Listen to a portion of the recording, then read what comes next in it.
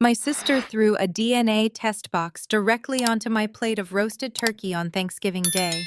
She looked around the lavish dining room, laughed, and announced that maybe this little kit would finally explain why I was just another man's genetic mistake.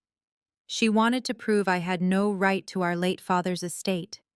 What she did not know was that her cruel holiday joke would backfire so catastrophically that just a few days later, our family estate lawyer would be the one handing her an eviction notice. My name is Naomi. I am 34 years old, and I work as a forensic certified public accountant. I have spent my entire life being treated like a stranger in my own home, but I never expected the ultimate betrayal to happen over cranberry sauce and mashed potatoes. Before I continue this story, let me know where you are watching from in the comments below. Hit like and subscribe if you have ever had to stand up to a toxic family member who severely underestimated your intelligence. Growing up in our massive estate in Connecticut meant projecting an image of absolute perfection to the outside world. Inside those thick walls, however, the environment was completely toxic. My father, Richard, was the only person who ever showed me genuine affection. He passed away a few months ago, leaving a massive void in my life and a very large, complicated estate. This Thanksgiving was our first major holiday without him. I only attended the dinner because my father always begged me to keep the peace and maintain family ties no matter how difficult my mother and sister made it. The dining room was suffocating. The crystal chandeliers cast a harsh light over the perfectly set table. The silver cutlery clinked heavily against the fine china. My mother, Catherine, sat at the head of the table wearing her usual judgmental scowl and a silk blouse that cost more than most people make in a month. My younger sister, Brittany, sat across from me.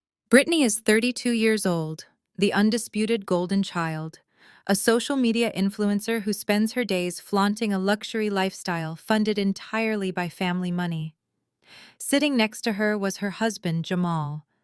Jamal is a flashy commercial real estate broker who wears expensive suits, drives a leased sports car, and acts like he owns the world. We were halfway through the main course when the tension finally snapped. I was quietly eating, trying to ignore Brittany bragging about her upcoming winter vacation to the Swiss Alps.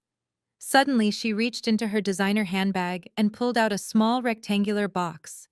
With a flick of her wrist, she tossed it across the large mahogany table. It landed right in the center of my plate, splattering drops of brown gravy onto the pristine white tablecloth. I looked down. It was an ancestry DNA testing kit. I stared at the bright packaging, trying to process what was happening. Brittany let out a sharp, mocking laugh that echoed off the high ceilings. She leaned forward, resting her chin on her hands, and looked at me with pure malice in her eyes. "Happy Thanksgiving, Naomi," she said, her voice dripping with fake sweetness. "I thought it was time we finally cleared the air. Now that Dad is gone, you do not have to pretend to share our bloodline anymore. We all know you are the odd one out. You look nothing like us. You act nothing like us. Take the test. Maybe it will finally explain why you are just another man's mistake. It is time we prove you have absolutely no right to call yourself a part of this family." The room went completely silent. The sheer cruelty of her words hung in the air, heavy and suffocating.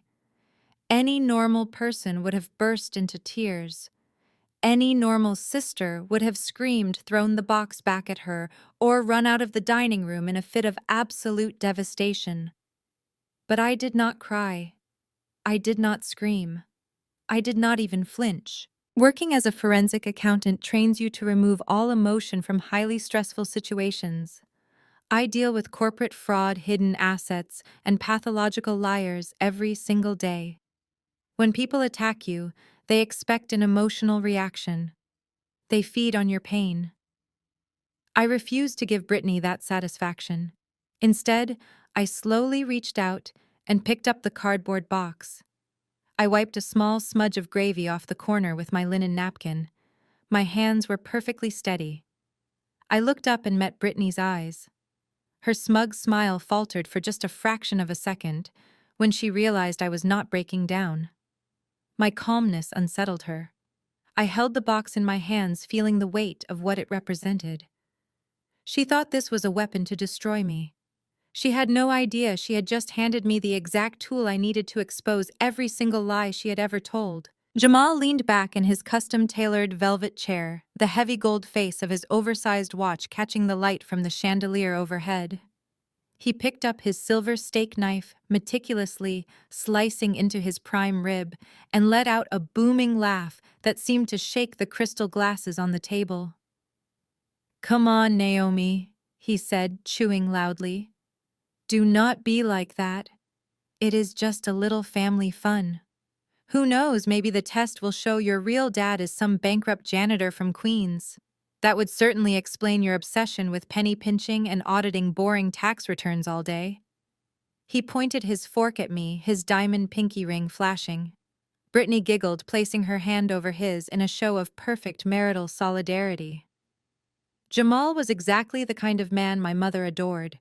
He was loud, flashy, and constantly bragging about his commercial real estate deals. He drove a luxury sports car and talked endlessly about his elite golf club memberships. But sitting across from him, I knew the truth. My trained eyes saw right through the expensive veneer. The watch was a high-quality replica. The sports car was leased under a business entity that was severely delinquent on its filings. Jamal was a walking financial disaster, masking his insecurities with absolute arrogance. But in this house, appearances were the only currency that mattered. My mother, Catherine, did not reprimand him. She did not defend me. Instead, she picked up her crystal goblet, taking a slow, deliberate sip of a vintage Bordeaux that cost more than my first car. She lowered the glass, leaving a faint stain of dark red lipstick on the rim, and looked at me with an expression of mild annoyance. "Do not ruin Thanksgiving with your usual sour mood, Naomi." She sighed, dabbing the corners of her mouth with a linen napkin. "Your sister bought you a gift. The least you can do is take the joke. You have always been so terribly sensitive. Ever since you were a little girl, you made everything so difficult. I remember when we paid for Brittany to attend that prestigious private academy, and you threw a fit just because we told you to take out student loans for your public university. You always wanted to play the victim instead of just accepting your place." I listened to her rewrite history effortlessly. "I did not throw a fit over the student loans. I simply asked why the college fund my grandfather set up for both of us had mysteriously been drained to pay for Brittany's designer wardrobe and European backpacking trips." But pointing out facts to Catherine was like speaking a foreign language. In her eyes, Brittany was the beautiful, flawless extension of herself, the daughter who married a supposedly wealthy man and elevated their social status. I was the inconvenient, overly practical burden who chose to study forensic accounting instead of finding a rich husband to fund my lifestyle. Jamal chuckled again, taking a large gulp of his scotch. "Listen to your mother, Naomi," he said, leaning his elbows heavily on the mahogany table. "We are just trying to help you figure out who you really are. Because honestly, looking at you sitting there in your plain gray sweater, it is really hard to believe you share any actual DNA with my beautiful wife. You guys are like night and day. Maybe we should take bets on what the laboratory results will say."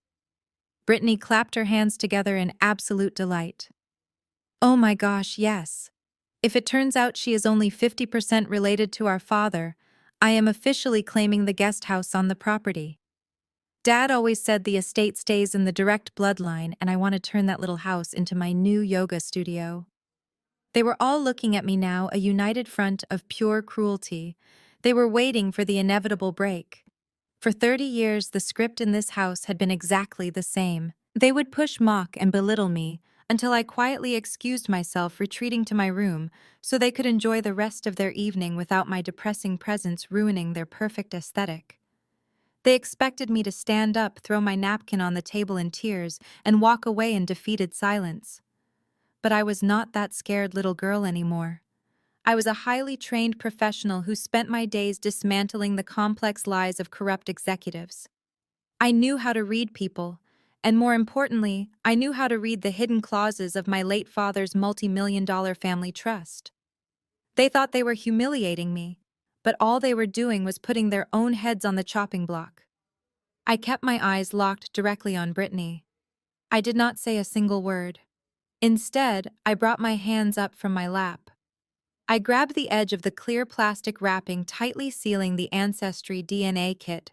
With a loud, sharp rip that echoed through the sudden silence of the dining room, I tore the plastic off and opened the box right there at the dinner table. I pulled out the long, sterile swab from its plastic casing. The clinking of silverware had completely stopped. Jamal lowered his scotch glass, his smug smile faltering as he realized I was not running away. My mother sat frozen, her wineglass suspended halfway to her mouth. They were so used to me backing down, so accustomed to my quiet submission, that my defiance physically shocked them. I held the swab up into the harsh light of the chandelier. I looked directly at Brittany, who was staring at me with a mixture of confusion and rising irritation. She had expected a meltdown, a dramatic exit, or maybe even a screaming match that she could later recount to her wealthy friends as proof of my instability.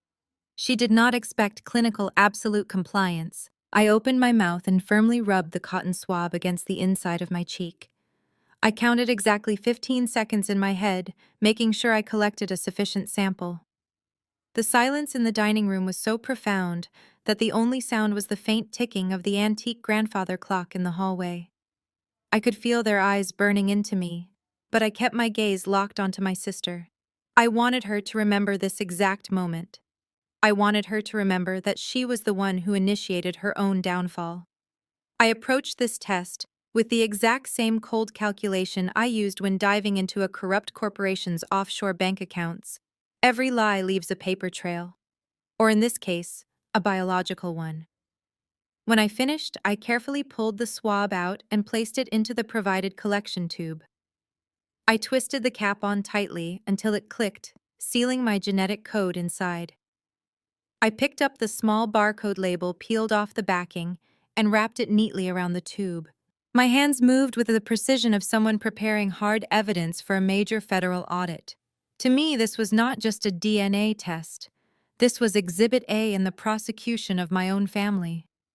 I placed the tube back into the prepaid shipping box, closed the cardboard flap, and slowly slid it across the mahogany table. It glided over the polished wood and stopped directly in front of Brittany's empty bread plate. "Mail it." "Brittany," I said, my voice steady and perfectly clear. "And when you register the kit online, make sure you check the box to make the results fully public to the entire family network. Let us see exactly where we all come from. Let us lay every single family secret bare for everyone to see." Brittany stared at the box like it was a live explosive. For a fleeting second, I saw something in her eyes that looked distinctly like panic. It was a micro-expression, a tiny flicker of doubt. Did she know something deep down? I shifted my gaze to Catherine. My mother had finally set her wineglass down, but her knuckles were stark white as she gripped the fragile crystal stem. Her perfect posture seemed incredibly rigid, but Brittany was a creature driven entirely by ego. She could never back down from a challenge, especially not in front of her husband and the mother who worshipped the ground she walked on. The momentary hesitation vanished from her face, replaced instantly by her trademark arrogance. She snatched the box off the table with a sharp scoff and tossed it carelessly into her expensive designer handbag. "Oh, I will absolutely mail it," she sneered. "I will mail it first thing tomorrow morning. And when the results come back, proving you are nothing but a genetic mistake, I want you out of this family permanently. No more holiday dinners. No more playing the victim. And most importantly, you will sign over your orphan shares of the family trust to me and Jamal." I smiled. It was a genuine chilling smile that finally caused Jamal to shift uncomfortably in his seat. "That is a deal," I replied smoothly. "But if the test proves I'm Richard's daughter, you have to promise me you will read the results out loud in front of the estate lawyer." Jamal forced a loud laugh, slapping his hand hard against the table. "You got a deal, Naomi. This is going to be the best Thanksgiving ever. Just make sure you have your pen ready to sign those shares over." I stood up from the table, picked up my clutch, and pushed my chair in. The air in the room felt thick, heavy with the weight of unspoken truths and impending consequences. I looked at the three of them one last time. They had spent years building a house of cards on the foundation of my father's wealth. "Enjoy your turkey," I said, turning on my heel. I walked out of the dining room, my heels clicking sharply against the hardwood floor. I did not look back. The trap was perfectly set, and they had just eagerly locked themselves inside it. The heavy oak front door closed behind me with a solid, echoing thud. The crisp November air hit my face, a welcome shock after the suffocating heat of that dining room. I walked down the expansive brick driveway, toward my modest sedan parked deliberately far away from Jamal's leased sports car. Frost was already beginning to form on the windshields, glittering under the glow of the security lights. I unlocked my door, slid into the driver's seat, and slammed it shut. The silence inside the cabin was absolute. For a brief moment, I gripped the steering wheel tightly. My knuckles turned white against the black leather. A lesser person might have broken down right there. My mother and sister had just tried to strip away my entire identity for their own twisted entertainment over a holiday dinner. But as I exhaled a long, steady breath, my composed facade did not dissolve into tears. It hardened into pure, intense focus. I reached over to the passenger seat and unzipped my leather work tote. I am a forensic certified public accountant. My brain does not process betrayal through the lens of heartbreak. It processes betrayal through data ledgers and audit trails. I pulled out my laptop and opened it. The screen illuminated the dark interior of my car, casting a cold blue glow across my face. I bypassed the standard login screen, entered a complex encrypted password, and accessed a secure virtual private network. Before my father died, he quietly granted me administrative viewing access to the master accounts of the family trust. He knew exactly what kind of vultures he was leaving behind. He always told me to watch the numbers because the numbers never lie. I clicked on a heavily encrypted folder buried deep within my system.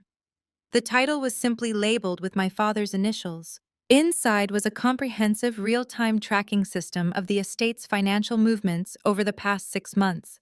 Ever since the funeral, Catherine and Brittany had been living like they possessed an endless supply of cash. They bought designer clothes, threw extravagant parties, and booked luxury vacations. But they were too arrogant to realize that the primary trust had not even been formally settled yet. So where was the money coming from? I opened a secondary spreadsheet I had been secretly compiling for weeks. My eyes scanned the neatly organized rows of digits. The evidence was staggering. Jamal had been incredibly busy. Under the guise of managing the family's commercial real estate portfolio, he had established a complex web of shell companies. He thought he was brilliant. He thought nobody would ever notice a series of fragmented wire transfers disguised as property maintenance fees, architectural consultations, and contractor deposits. But to a trained forensic auditor, his scheme was painfully amateur. I scrolled through the flagged transactions. I had already tracked over $2.5 million siphoned directly from the estate's liquid assets. The funds were funneled through dummy limited liability companies registered in Delaware and eventually wired to offshore accounts in the Cayman Islands. Jamal was not closing massive commercial real estate deals. He was actively draining my family's legacy to cover his own catastrophic financial failures. He was illegally leveraging the estate as collateral for high-interest loans from dangerous private lenders to feed a severe cryptocurrency gambling addiction. He desperately needed my 10% orphan shares because he was running out of liquid capital to hide his tracks from the estate lawyer.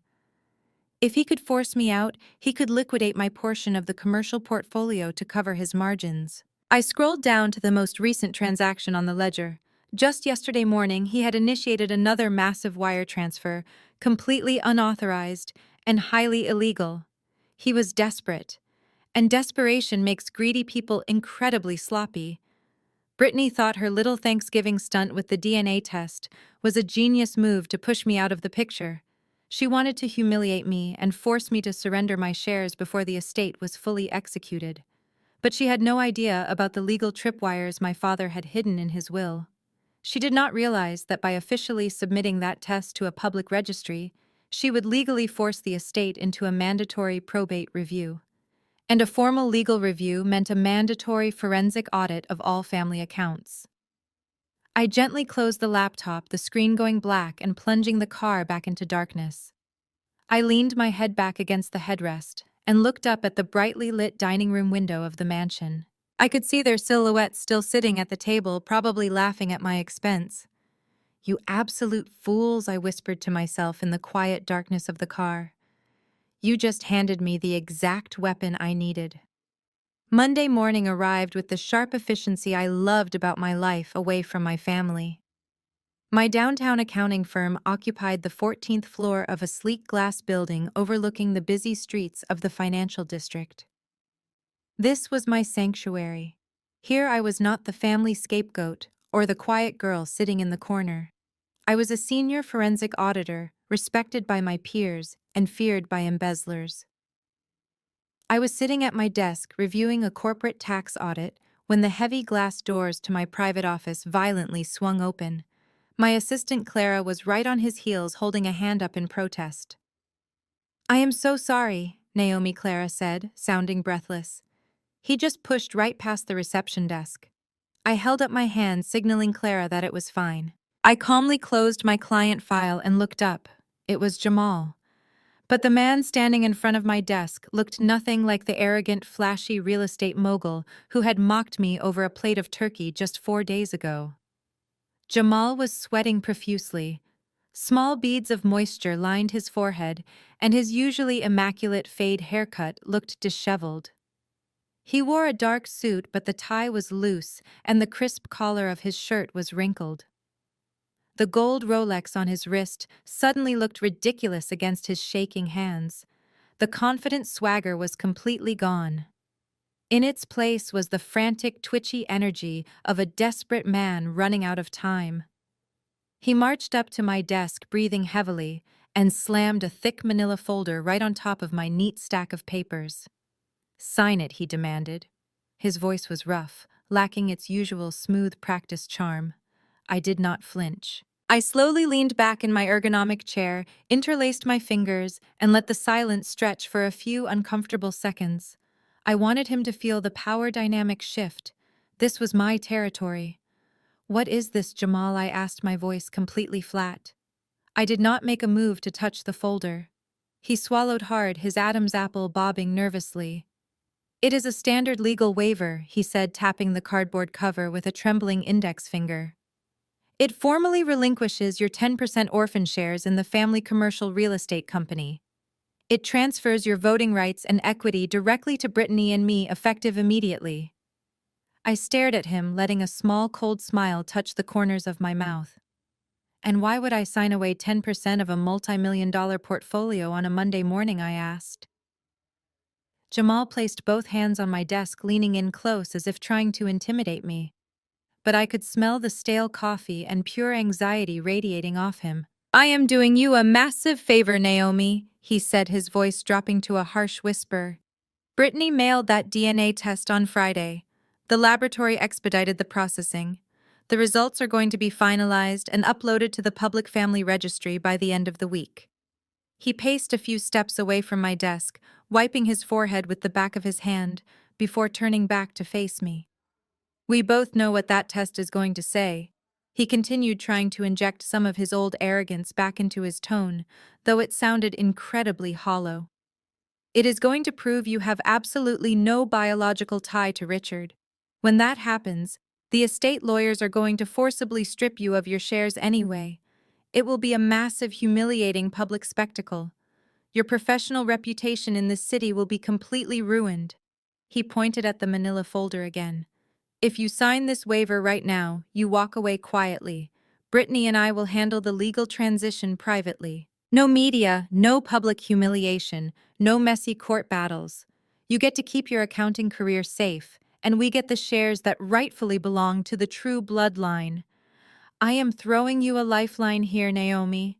Take the pen and sign the paper before the DNA results prove you have absolutely no legal right to the company."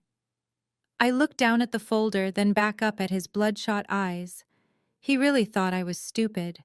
He was trying to spin his absolute financial desperation into an act of charitable mercy. He was terrified. He needed my 10% equity to secure his fraudulent loans and stop his own sinking ship, and he was using the Thanksgiving DNA stunt as his final leverage.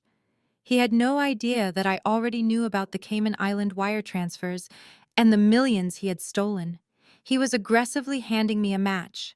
I did not reach for the pen. Instead, I picked up my cold cup of coffee, took a slow, deliberate sip, and placed it back on the coaster, perfectly aligned with the edge of my desk. "Your generosity is truly overwhelming, Jamal," I said, keeping my tone completely flat and devoid of any emotion. "But I think I will take my chances with the public registry. I am not signing away my shares." Jamal slammed both of his hands down on the mahogany surface, hitting it so hard that the coffee in my mug violently rippled and splashed over the rim. The carefully constructed mask of the wealthy, sophisticated real estate broker slipped off completely, revealing the vicious and cornered animal underneath. "You just do not get it, do you?" he snarled, leaning his entire body weight over the desk so his face was inches from mine. I could see the dark circles under his eyes and the erratic pulse jumping in his neck. "This is not a polite request, Naomi.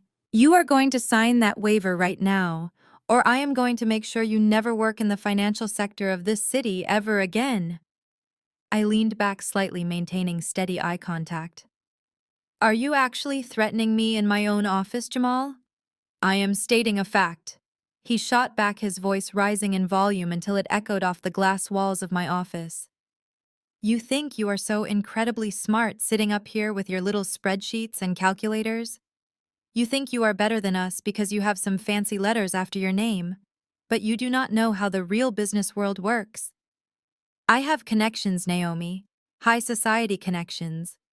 I play golf with the board members of the State Accounting Association.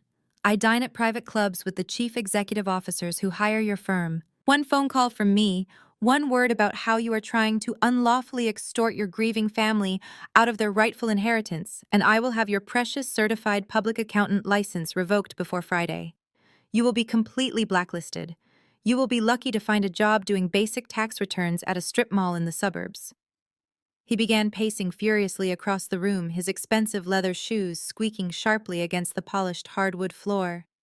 He was trying to channel the same overbearing, suffocating authority my mother always used to keep me in line, but he lacked her cold, aristocratic precision.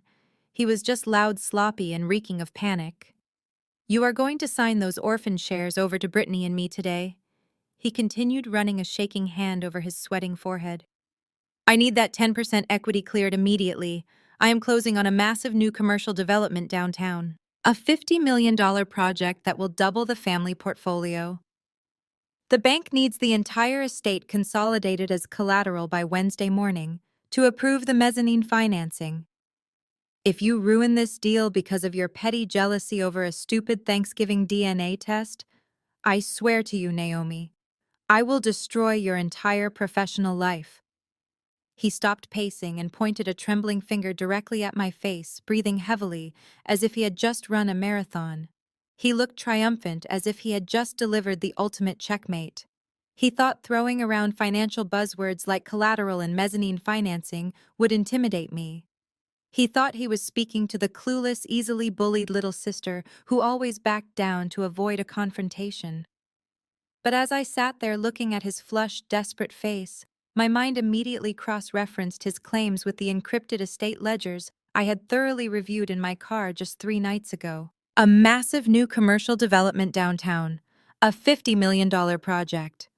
I knew every single asset, every pending contract, every projected cash flow, and every proposed acquisition in the family trust. I had reviewed the zoning permits, the escrow accounts, and the board minutes from the last 3 years. There was absolutely no $50 million project downtown. There was no new commercial development. There was no major bank loan waiting for final approval. He was lying. And he was lying incredibly poorly. He did not need my 10% equity to secure funding for a new building. He needed my 10% to leverage against the massive financial hole he had already blown through the family trust.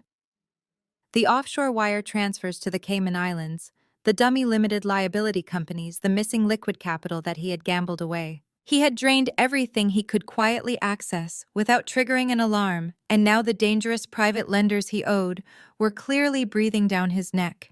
He was desperately trying to steal my legally protected shares to pay off his illegal debts before the estate lawyer ordered a full probate inventory. I looked down at the manila folder sitting on my desk.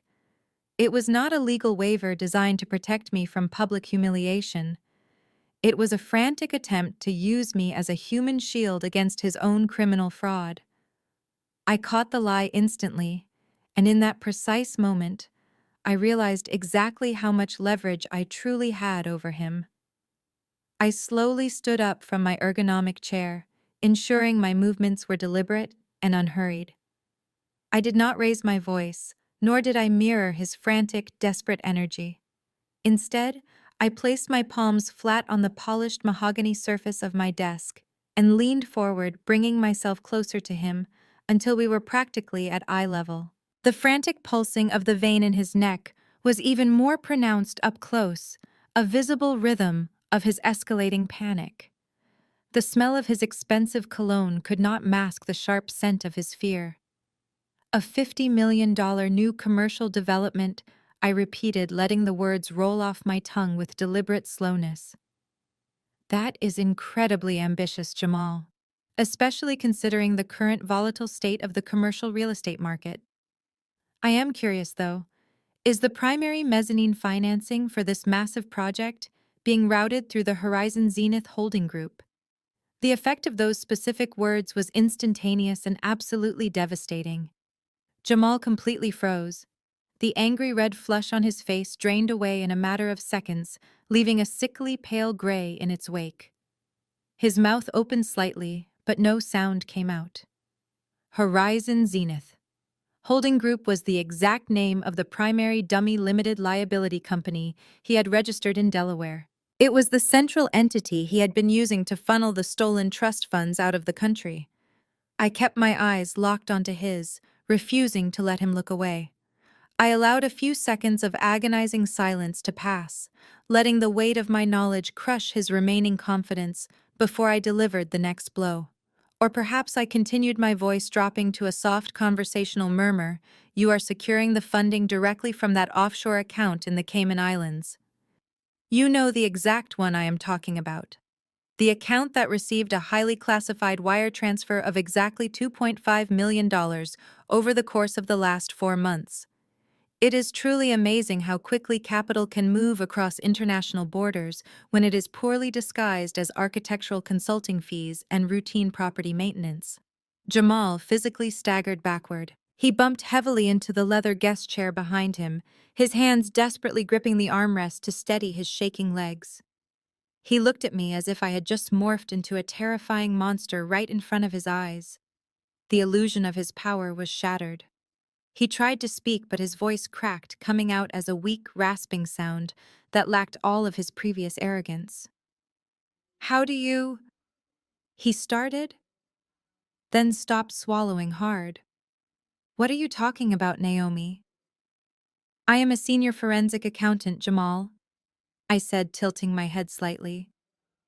Did you and Brittany honestly believe I just sit at this desk and punch simple numbers into a calculator all day? My entire professional career is built on tracking missing assets, untangling money laundering schemes, and exposing corporate fraud. When my father passed away, he did not just leave me an orphan share of the company. He left me full administrative viewing access to the master accounts of the family trust. He told me to watch the numbers because he knew parasites would try to drain his legacy. I picked up the manila folder he had aggressively slammed onto my desk just minutes earlier. I held it up by the corner, looking at it with absolute disgust, before tossing it casually into the metal recycling bin next to my desk. It landed with a hollow, pathetic thud that echoed in the quiet office. You are bleeding the estate dry, I said, my tone sharpening into a precise blade. You are illegally leveraging assets you do not own to pay off dangerous debts you cannot afford. And now, because you are backed into a corner by private lenders, you are trying to extort my equity to cover your tracks. You thought you could use Brittany's little Thanksgiving DNA stunt to terrify me into signing away my only safety net. Jamal was hyperventilating now. His chest heaved as he looked frantically around my office, his eyes darting toward the glass walls as if expecting federal agents to burst through the doors at any second. He realized in that exact moment that I was not the clueless, emotionally fragile scapegoat they had been bullying for decades. I was the architect of his impending destruction. "Are you going to the police?" He whispered, his eyes wide with absolute terror. I did not answer him directly. It was crucial to keep him entirely in the dark about my next move. I needed him panicked, unpredictable, and prone to making even bigger mistakes. "I am going to let the mandatory probate review run its natural course," I replied smoothly, sitting back down in my chair. "When those DNA results are uploaded to the public registry by the end of the week, the estate lawyers will be forced to conduct a thorough inventory of all family assets before any final distributions are made. They will look at every ledger, every bank statement, and every single wire transfer you authorized. If your new commercial development is legitimate, you have absolutely nothing to worry about. But if it is not, I strongly suggest you start looking for a very good criminal defense attorney." Jamal did not say another word. He let go of the leather chair, his hands shaking violently. He turned around and stumbled toward the glass door. He yanked it open, nearly colliding with my assistant in the hallway, and sprinted toward the elevators. I watched him run, knowing his fake millionaire lifestyle was officially in its final hours. I watched him run, knowing his fake millionaire lifestyle was officially in its final hours. Once the heavy glass door swung shut, the quiet sanctuary of my office returned. I took a deep, steadying breath and smoothed the front of my tailored blazer. I walked over to the recycling bin, pulled out the manila folder containing his desperate legal waiver, and carried it across the room to the industrial shredder. I fed the thick paper into the machine, listening to the satisfying mechanical grind as his pathetic attempt at extortion was sliced into hundreds of tiny, unrecognizable ribbons. He was a drowning man, and I had just calmly refused to hand him a life vest. I returned to my desk, pulled an antibacterial wipe from a hidden drawer, and meticulously sanitized the mahogany surface where his sweating palms had rested. I needed to remove every physical trace of his panic from my workspace. Once my desk was perfectly clean, I sat back down in my ergonomic chair and reopened my client files. For the next 2 hours, I immersed myself entirely in complex corporate tax codes. Numbers, unlike my family, do not lie. They do not manipulate, they do not gaslight, and they do not orchestrate cruel jokes at Thanksgiving dinners. They follow strict logical rules. I was deeply focused on auditing a massive quarterly tax return, cross-referencing depreciation assets when the sharp sound of my cell phone shattered the quiet concentration of my office. It was exactly 11:30 in the morning. A soft chime indicated a priority email. I glanced down at the screen, expecting a routine update from one of my junior accountants. Instead, a bright notification banner illuminated the glass. The sender was the Ancestry DNA Laboratory. The subject line was written in bold, unmistakable text. "Your genetic test results are completely finalized and ready to view." I stared at the screen, a cold realization washing over me. Brittany had actually done it. She had not only mailed the kit the very next morning just as she promised, but she had clearly paid an expensive premium fee to drastically expedite the laboratory processing. Her sheer arrogance and deep hatred for me were so blinding that she had rushed the entire process. She wanted the results back immediately so she could wave them in my face and formally demand my shares of the estate. By checking the box to make the results public to the family network, she had legally registered the genetic data. She had confidently fast-tracked her own absolute destruction. I reached out, my index finger hovering over the screen, ready to tap the link, and finally see the irrefutable biological truth of my existence. But before my finger could even touch the glass, the screen violently shifted. The email notification vanished, replaced by an incoming phone call that made my phone vibrate heavily against the wood of my desk. I looked at the caller identification. It was Mr. Harrison. He was the senior partner at the most prestigious estate law firm in Manhattan, and he had been my father's fiercely loyal personal attorney for over 30 years. Mr. Harrison was a formidable, uncompromising man who possessed an encyclopedic knowledge of trust law. He was also one of the few people who was entirely immune to my mother's manipulative, aristocratic charms. I immediately accepted the call and lifted the phone to my ear. "Good morning, Mr. Harrison," I said, expecting him to ask a routine question about the estate's tax filings. But he did not offer his usual polite professional greeting. "Naomi." His voice came through the speaker heavy and laced with a severe urgency I had never heard from him before. He sounded like a judge about to deliver a monumental verdict. "Are you alone in your office?" he asked sharply. "Yes," I replied, my posture immediately straightening. "I am just reviewing some corporate tax files. What is going on?" There was a tense, heavy pause on the other end of the line. I could hear the distinct sound of thick legal documents being shuffled across a wooden desk. When he finally spoke again, his voice was gravely serious. "Naomi, I just received an automated legal alert from the public registry. I have the certified copy of the DNA test your sister submitted over the holiday weekend. I need you, your mother, Brittany, and Jamal in my Manhattan office tomorrow morning at exactly 9 o'clock. I am sending a formal courier to the family mansion right now to ensure they are legally summoned." I felt a sudden sharp chill run down my spine. A legal summons for a DNA test. "Why do we all need to be there, Mr. Harrison?" I asked, keeping my tone perfectly measured. "Because this test has triggered a strict legal protocol," he replied, his words dropping like heavy stones. "I need you all in my boardroom. It concerns a hidden clause in your father's will." The next morning, at exactly 8:45, I walked through the heavy glass doors of Mr. Harrison's law firm in Midtown Manhattan. The reception area was an intimidating display of old money and corporate power, featuring dark mahogany-paneled walls, plush Persian rugs, and expensive leather seating. I checked in with the impeccably dressed receptionist and was immediately escorted down a long, quiet hallway to the primary executive boardroom. I was the first one to arrive. I took a seat at the far end of the massive conference table, placing my leather briefcase neatly in front of me. I spent the next 10 minutes mentally preparing for the legal warfare that was about to unfold. I reviewed every clause of my father's trust in my head, ensuring my strategy was absolutely flawless. At precisely 8:58, the heavy boardroom doors violently swung open. Brittany marched into the room looking as though she were attending a red carpet premiere rather than a serious legal meeting. She was dressed head to toe in flashy designer labels, wearing a bright red silk blouse and a tailored white skirt that was completely inappropriate for the freezing November weather. She carried a limited edition handbag hooked over her forearm, and her ridiculously high heels clicked loudly against the polished hardwood floor. Jamal trailed closely behind her. The stark contrast between my sister's radiant arrogance and her husband's physical deterioration was almost comical. Jamal looked like he had not slept a single minute since he sprinted out of my office yesterday afternoon. His skin had a sickly grayish tint, and his usually immaculate posture was completely slouched.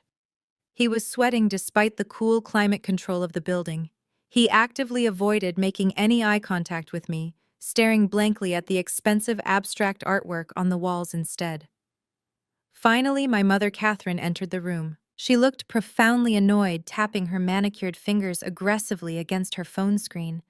She was draped in a heavy cashmere coat and wore oversized designer sunglasses, which she absolutely refused to take off even indoors.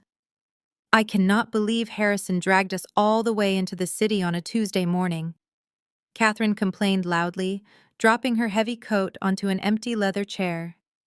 "The traffic on the bridge was absolutely dreadful. I have a very important charity luncheon at noon, and I simply do not have time for this ridiculous administrative theater. Richard has been dead for months. We should not be dealing with this paperwork anymore." Brittany pulled out a chair directly opposite me and sat down, dropping her designer bag onto the polished wood table with a loud thud. "Oh, relax, Mother," she said, her voice dripping with venomous triumph. "It will not take long. Mr. Harrison is just following the proper legal protocol. He has to officially read the DNA results into the estate record before he can finally cut the dead weight out of this family. She leaned across the massive table, resting her elbows on the surface, and smiled directly at me with pure malice. "I hope you brought a pen, Naomi," she sneered. "Because once Mr. Harrison projects those laboratory results, proving you are a complete stranger to our bloodline, you are going to sign over your orphan shares right here in this room. You are finally going to be officially and completely cut off from the family fortune. And do not expect me to write you a pity check when you are struggling to pay your rent next month." Jamal flinched visibly at her careless words. He reached out and grabbed her arm, his fingers trembling slightly. "Brittany, maybe we should just wait for the lawyer to get here." He mumbled, his voice completely devoid of its usual booming confidence. "Just keep your voice down and let the professionals handle it." Brittany pulled her arm away violently, shooting him a look of absolute disgust. "Why are you acting so pathetic, Jamal?" she snapped loudly. "We won. She took the test and she lost. We are about to consolidate the entire estate portfolio under my name today. This is exactly what we wanted." I sat perfectly still, listening to her gloat. I did not offer a single word of defense or anger. I simply watched her revel in her manufactured victory, completely oblivious to the fact that she was standing on a trapdoor that was about to swing wide open. Exactly at 9 o'clock, the boardroom doors opened again. Mr. Harrison walked in, carrying a single thick black leather folder. He did not offer his usual polite greetings. He did not ask anyone if they wanted coffee or water. His face was set in a deep, uncompromising scowl that instantly sucked all the remaining air out of the room. He walked past my mother, who was mid-sentence complaining about the temperature of the room, and went straight to the heavy oak doors. He grabbed the solid brass handles and pulled the doors shut. The heavy click of the deadbolt locking echoed sharply in the completely silent room. My mother finally stopped talking, pulling her sunglasses down the bridge of her nose. Brittany sat up a little straighter, her confident smile faltering slightly at the severe look on the lawyer's face. Jamal looked like he was about to physically vomit right onto the mahogany table. Mr. Harrison walked to the head of the table. He did not open the black folder. Instead, he picked up a small black remote resting next to the conference phone. He pressed a button, and the heavy motorized blackout blinds slowly descended over the floor-to-ceiling windows, plunging the room into a tense shadow. He pressed another button, and a massive projection screen lowered from the ceiling directly behind him. Without saying a single word to any of us, he turned on the projector and displayed the official Ancestry DNA laboratory results in giant glowing letters for everyone in the room to see. The bright bluish light of the projector cut through the dim room, casting sharp shadows across the polished mahogany table. The screen displayed a split view of two official Ancestry DNA laboratory reports. On the left side of the projection was my profile. Above my name was a clear green banner indicating a verified familial match. Below it, the genetic markers were broken down with absolute mathematical precision. Paternal match Richard, 99.9%. There it was, in massive glowing numbers. I was unequivocally, undeniably his biological daughter. Every cruel joke and every passive-aggressive comment about me being a genetic mistake completely evaporated in the glare of that projector. I glanced over at Brittany. She was staring at my side of the screen with her mouth slightly open. Her perfectly manicured eyebrows were knitted together in deep confusion. She had been so absolutely certain that the test would expose me as a fraud that her brain was struggling to process the irrefutable scientific proof right in front of her face. She blinked rapidly, gripping the edge of the conference table as if trying to anchor herself to reality. But Mr. Harrison had not called us all the way to Midtown Manhattan just to prove my legitimacy. His face remained entirely expressionless.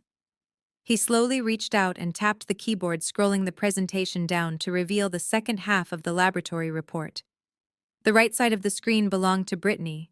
She had proudly checked the box to make her results public to the family network, seamlessly linking her profile to my father's established genetic database.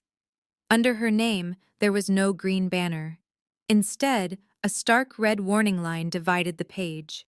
I watched as her eyes darted to the paternal lineage section. Her maternal match to Catherine was confirmed at 99.9%. But right below that, under the paternal match to Richard, stood a number so absolute it seemed to suck the oxygen straight out of the room. 0.0%. The numbers were massive and undeniable. No genetic connection found, no shared paternal chromosomes, no biological link whatsoever. For a moment, nobody moved. Nobody even seemed to breathe. The silence in the boardroom was absolute. It was a suffocating, heavy silence that pressed down on all of us. The kind of silence that only exists in the fraction of a second after a catastrophic car crash before the screaming begins. I could hear the faint hum of the projector cooling fan above our heads. I looked from the screen down to my sister. Brittany was frozen. The arrogant, triumphant smirk that she had worn since she walked into the room was entirely gone. Her face lost all its color, turning a sickly shade of chalk white. She looked like a mannequin stripped of its glamorous clothing. Her hands were still tightly gripping the edge of the table, but her knuckles were bone white. She opened her mouth to speak, but her vocal cords completely failed her. She stared at the giant, glowing 0.0%, as if the numbers were written in a foreign language she could not understand. Jamal leaned forward, his eyes wide with sheer horror as his gaze darted frantically between the screen and his wife. The realization hit him like a physical blow. He was a fraud himself, so he understood immediately what this meant for his own survival. His meal ticket, his golden goose, was completely fraudulent. He had married into the family specifically for the bloodline inheritance. He desperately needed her shares to cover his massive illegal loans. Now he was staring at the undeniable proof that his wife had no bloodline at all.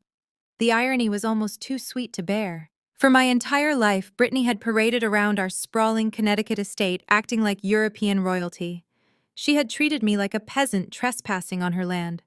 She had spent decades weaponizing her status as the beautiful, perfect golden child, looking down on me because I chose to study and work instead of resting on the laurels of our father's wealth. She had literally thrown this DNA kit onto my plate at Thanksgiving just to humiliate me and steal my shares. And now the very weapon she had proudly fired had ricocheted and blown her entire identity to pieces. I turned my attention to my mother. Catherine was still sitting in her chair, but she had shrunk down.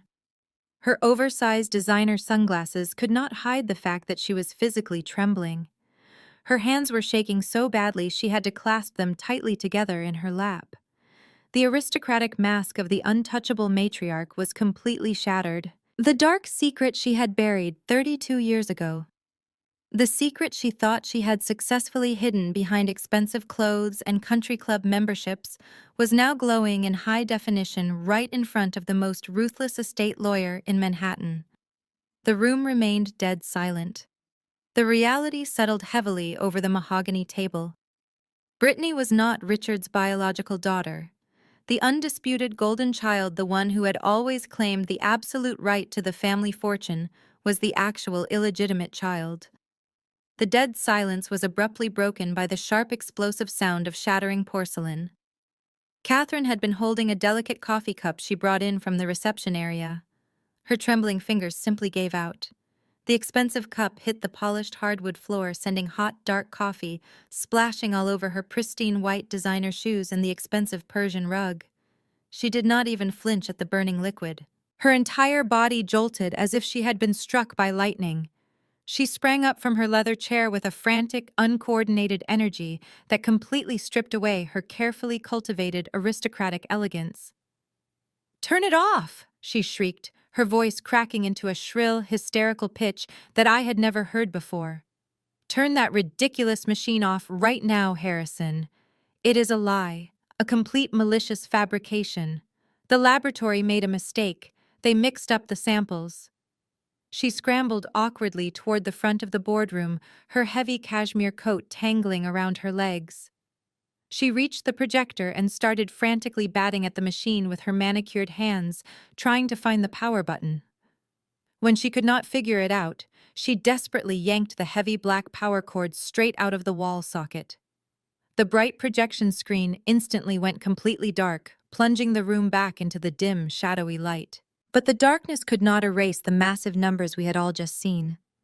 Mr. Harrison did not jump out of his seat. He did not yell at her for damaging the equipment. He simply sat there looking at my mother with an expression of absolute profound disgust. "There was no laboratory mistake, Catherine," he said, his deep voice cutting through her panicked, heavy breathing. Ancestry DNA utilizes highly advanced genomic cross-referencing. The probability of a false negative in this specific testing protocol is practically non-existent. And just to be absolutely certain, the legal department required them to run the genetic sequence twice before issuing the certified report.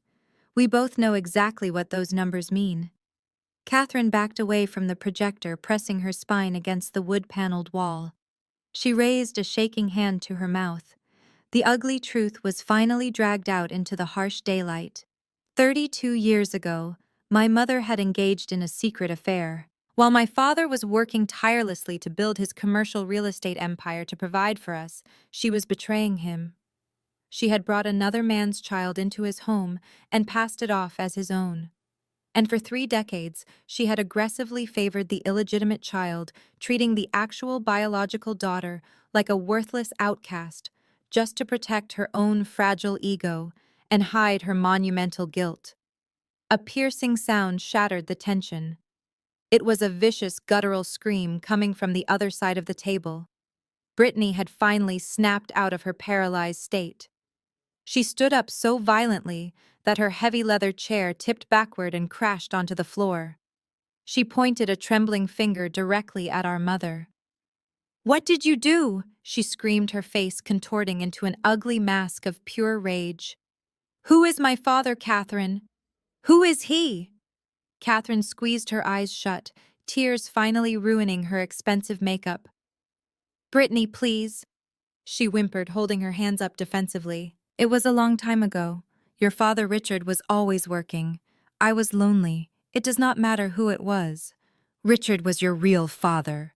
You stupid, arrogant woman," Brittany shrieked, slamming her fists onto the mahogany table. "You ruined everything. You paraded me around my entire life telling me I was the perfect heir to the estate. You made me look down on Naomi because she did not fit your perfect little image. And the whole time you knew I was the fake. You knew I was a fraud. You have completely destroyed my life." Jamal sat frozen in his seat, watching his wife viciously tear her own mother apart. The toxic dynamic of their relationship was fully exposed. The golden child was only golden as long as the money was flowing.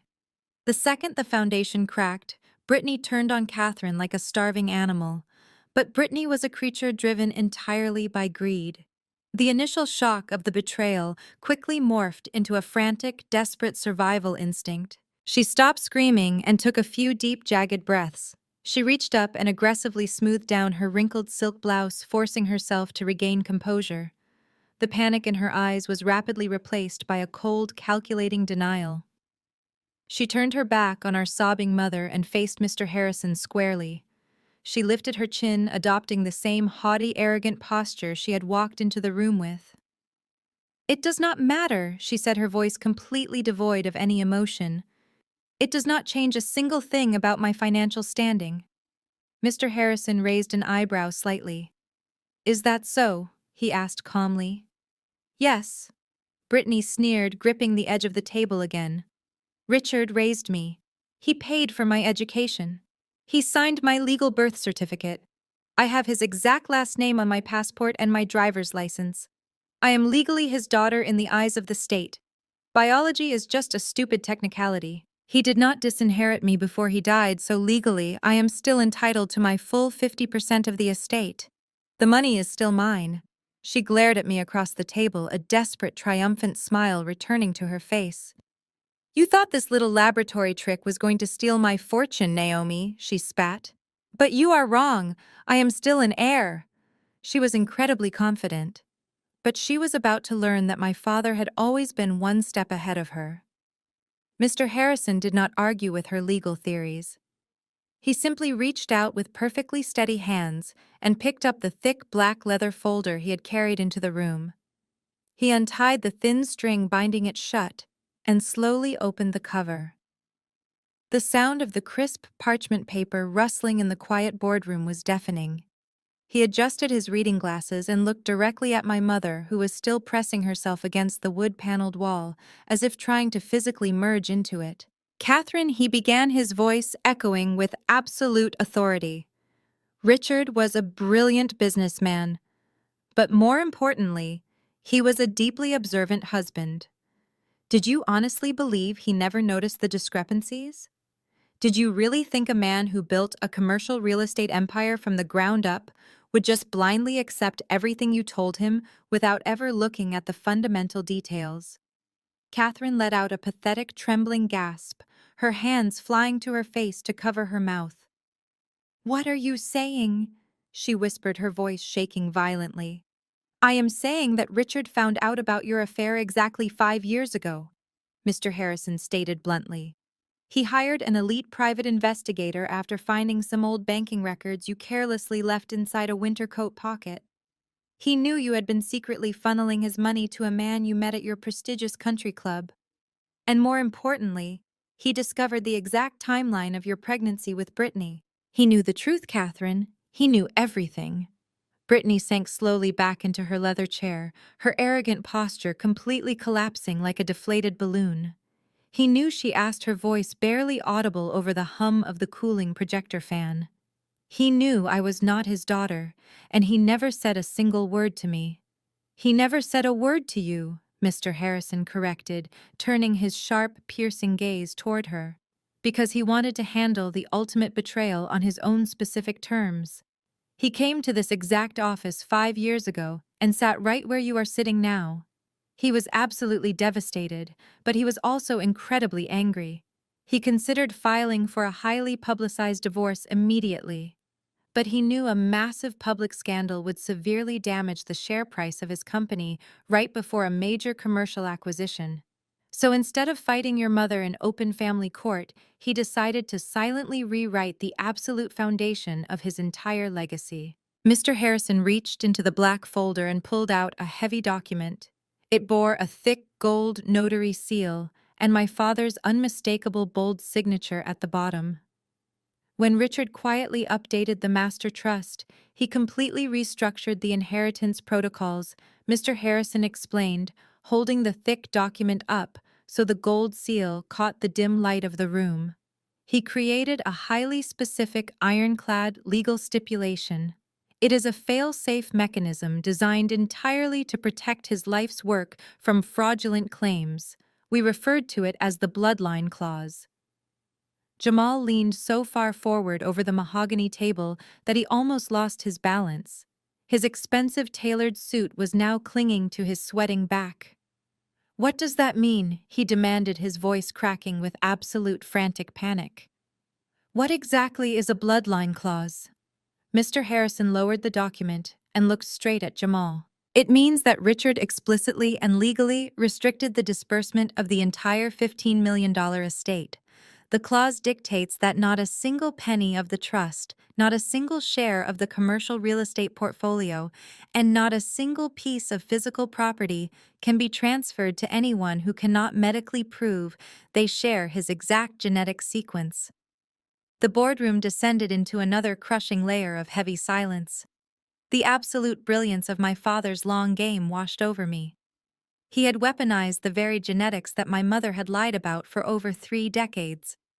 He knew he could not force a DNA test while he was alive without causing a massive media explosion, but he knew that greed and arrogance would eventually force their hands after he was gone. He had perfectly anticipated their toxic behavior.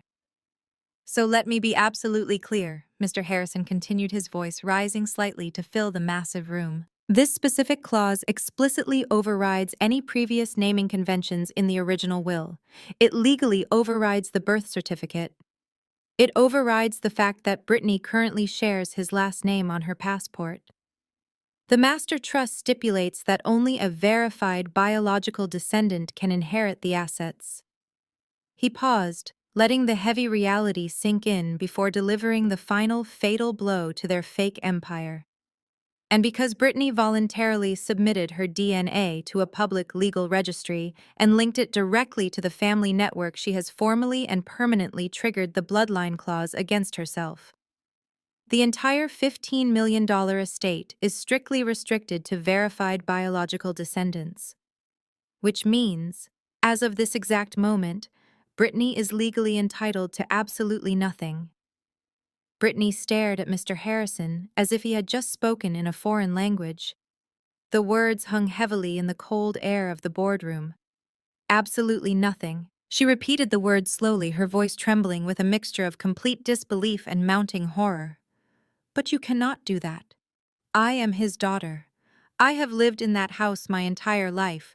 You cannot just erase me because of some hidden paragraph in a file. Mr. Harrison did not show a single ounce of sympathy. He adjusted his reading glasses and looked down at the thick stack of documents. I am not erasing you, Brittany. You erased yourself. That is the true tragedy of your current situation. Richard wrote this clause to protect his assets, but he also understood the law perfectly well. He knew that as long as your birth certificate remained legally unchallenged, I had absolutely no authority to force you to take a paternity test.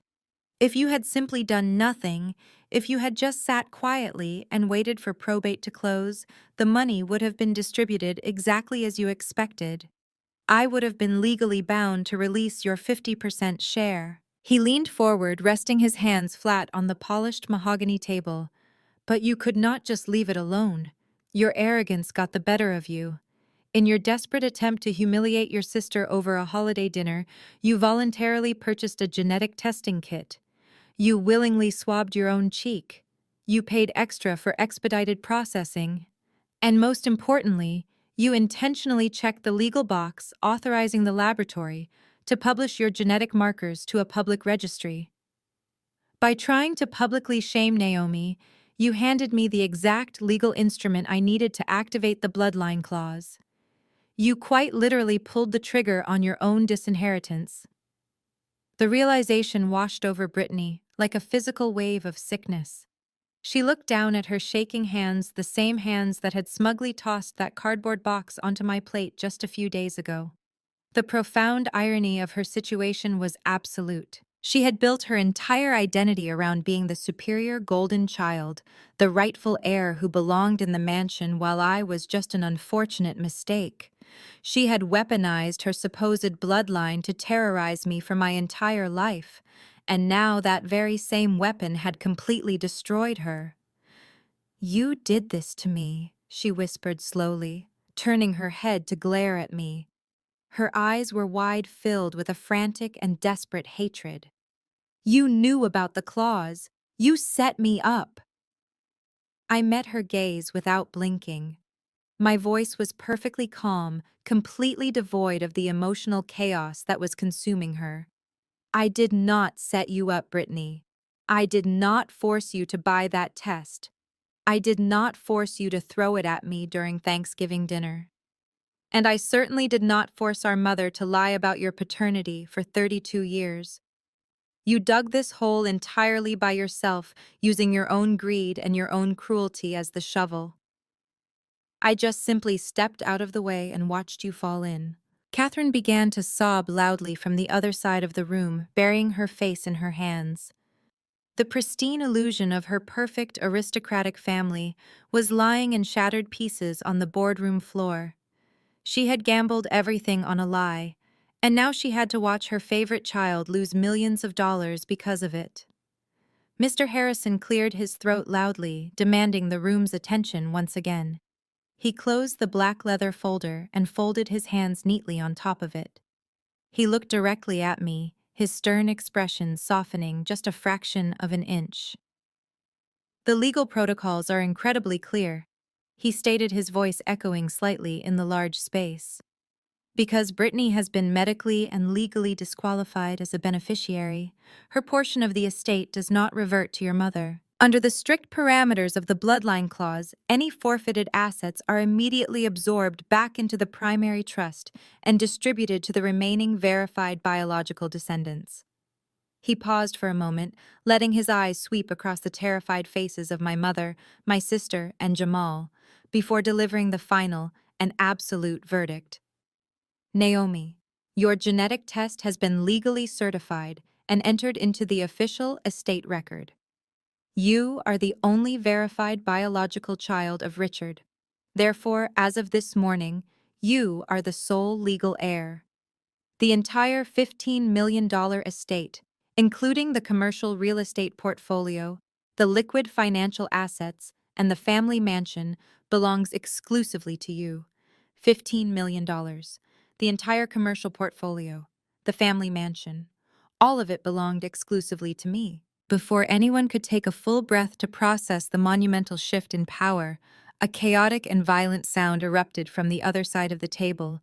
Jamal snapped. He sprang from his seat with such explosive force that his heavy leather chair flipped backward, crashing loudly against the wood-paneled wall. He lunged directly at his wife, grabbing Brittany by the shoulders. His large hands gripped her tailored silk blouse so fiercely that the delicate fabric tore at the seams. "What did you do?" he roared, his voice completely unrecognizable. It was a feral, guttural scream of a man who had just watched his own execution order being signed. "What did you do?" Brittany cried out, trying desperately to pry his hands off her shoulders. "Jamal, let go of me," she shrieked, her eyes wide with genuine physical fear. "You are hurting me." He did not let go. Instead, he shook her violently, his face inches from hers. His perfectly manicured facade was completely obliterated. Sweat poured down his face and his eyes were completely bloodshot with absolute terror. "You arrogant, stupid woman," he screamed, spit flying from his lips. "You threw away everything because you wanted to play a petty little game at Thanksgiving. You gave it all away." Catherine screamed from her corner of the room, begging Jamal to stop, but he did not even acknowledge her existence. He was entirely consumed by a blinding, desperate panic. "You do not understand." Jamal continued, his voice cracking violently. He released her shoulders, only to run his shaking hands over his head, pulling at his own hair. "You have no money. You have absolutely nothing. And because you have nothing, I am a dead man." Brittany rubbed her bruised shoulders, tears streaming down her face, looking at her husband as if he had transformed into a complete stranger. "What are you talking about?" she sobbed. "We have the house. We have your commercial real estate deals." Jamal let out a loud, hollow laugh that sounded completely unhinged. "There are no commercial real estate deals," he yelled, pacing frantically behind her chair. "There is no massive new development downtown. It was all a lie. All of it." He stopped pacing and slammed both of his hands onto the mahogany table, glaring at his wife.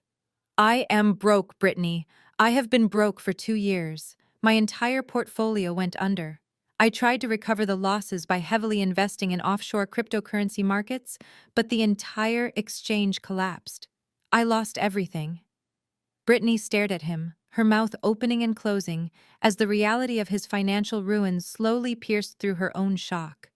"But the cars," she whispered, "the luxury vacations, the country club memberships, how did we pay for all of that?" "I borrowed it," Jamal confessed, his voice dropping into a raspy, terrified whisper. He looked around the boardroom, his eyes wide and frantic, before locking onto Brittany again. "I borrowed $3 million from a syndicate of private lenders. Dangerous people, Brittany. People who do not send polite collection letters. People who break legs and make individuals permanently disappear when they do not get their money back." Catherine let out another horrified gasp, pressing her hands against her chest, as if she were having a heart attack. She looked from her illegitimate daughter to her fraudulent son-in-law, realizing the entire foundation of their lives was a criminal illusion. "And how exactly did you secure a $3 million loan from dangerous private lenders without any actual assets?" Mr. Harrison asked, his voice cutting through the chaos with icy precision. Jamal slowly turned his head to look at the lawyer, his face completely devoid of color. "I used her," he said, pointing a shaking finger at Brittany. "I forged the legal estate documents. I used her anticipated 50% inheritance as the primary collateral for the massive loan. I told them the payout was guaranteed the second the probate cleared. I promised them they would get their money with an additional 20% interest by the end of this month. The full weight of his confession crushed whatever spirit Brittany had left. She slumped forward onto the conference table, burying her face in her arms and sobbing uncontrollably. The glamorous influencer life she had built was built on stolen money and fraudulent promises. Jamal looked back at me, his eyes filled with absolute helpless terror. "If Brittany has no inheritance, I have no collateral," he whispered, his voice shaking uncontrollably. "If I have no collateral, I am going to federal prison for wire fraud and forgery. Or worse, those lenders are going to find me before the federal agents do." "You are absolutely right about going to federal prison, Jamal," I said, breaking my silence. My voice was steady and cold, cutting through his frantic hyperventilating like a surgical blade. "But you are completely wrong about your timeline." I reached down to the floor and picked up my heavy leather briefcase. I placed it squarely on the conference table and unzipped the main compartment. Jamal watched my hands with the wide and terrified eyes of a man standing on the gallows. I reached inside and pulled out a massive 200-page binder. It was tightly bound and filled with highlighted spreadsheets, bank records, and legal summaries. I lifted it high enough for everyone to see before letting it drop onto the solid mahogany table. The heavy thud echoed through the boardroom, sounding exactly like a judge's gavel. "What is that?" Brittany whispered, staring at the thick binder as if it were a live explosive. "That is the culmination of 3 years of forensic auditing," I replied calmly. I opened the heavy cover and flipped to the executive summary. "As a certified public accountant, I have a strict fiduciary duty to report corporate fraud. But as the daughter of a man who built his legacy from nothing, I have a personal duty to completely destroy anyone who tries to steal it." I looked directly at Jamal. His face was entirely slick with sweat. He looked completely broken. I turned the first page and began reading his financial obituary out loud. "Let us start with the Horizon Zenith Holding Group," I announced, tapping a manicured finger against a highlighted column. "You registered this dummy entity in Delaware 2 years ago. You used it to funnel over $2.5 million out of the estate under the guise of architectural consulting fees and property maintenance. You forged invoices from phantom contractors to balance the books. But that was just the beginning of your absolute stupidity. You realized you needed more capital to cover your massive offshore cryptocurrency losses, so you escalated your crimes. You started a textbook Ponzi scheme." Jamal violently flinched. He opened his mouth to deny it, but no words came out. He just stared at the undeniable physical proof of his guilt. "You used the pristine reputation of my father's commercial real estate firm to lure in wealthy private investors." I continued, flipping to the next heavily documented section. I held up a clear plastic sleeve containing copies of forged promissory notes. "You promised them guaranteed returns on luxury properties that did not even exist. You used the cash from new investors to pay the fake dividends to the older investors. And when that house of cards inevitably began to collapse last month, you panicked. You forged my father's signature on warranty deeds, and then you forged Brittany's signature on binding loan agreements to secure a $3 million loan from an illegal lending syndicate. You put this family directly in the crosshairs of violent criminals just to save your own skin." Catherine let out a sharp, horrified wail. "You brought violent criminals into our lives," she shrieked at Jamal, her aristocratic facade completely replaced by sheer panic.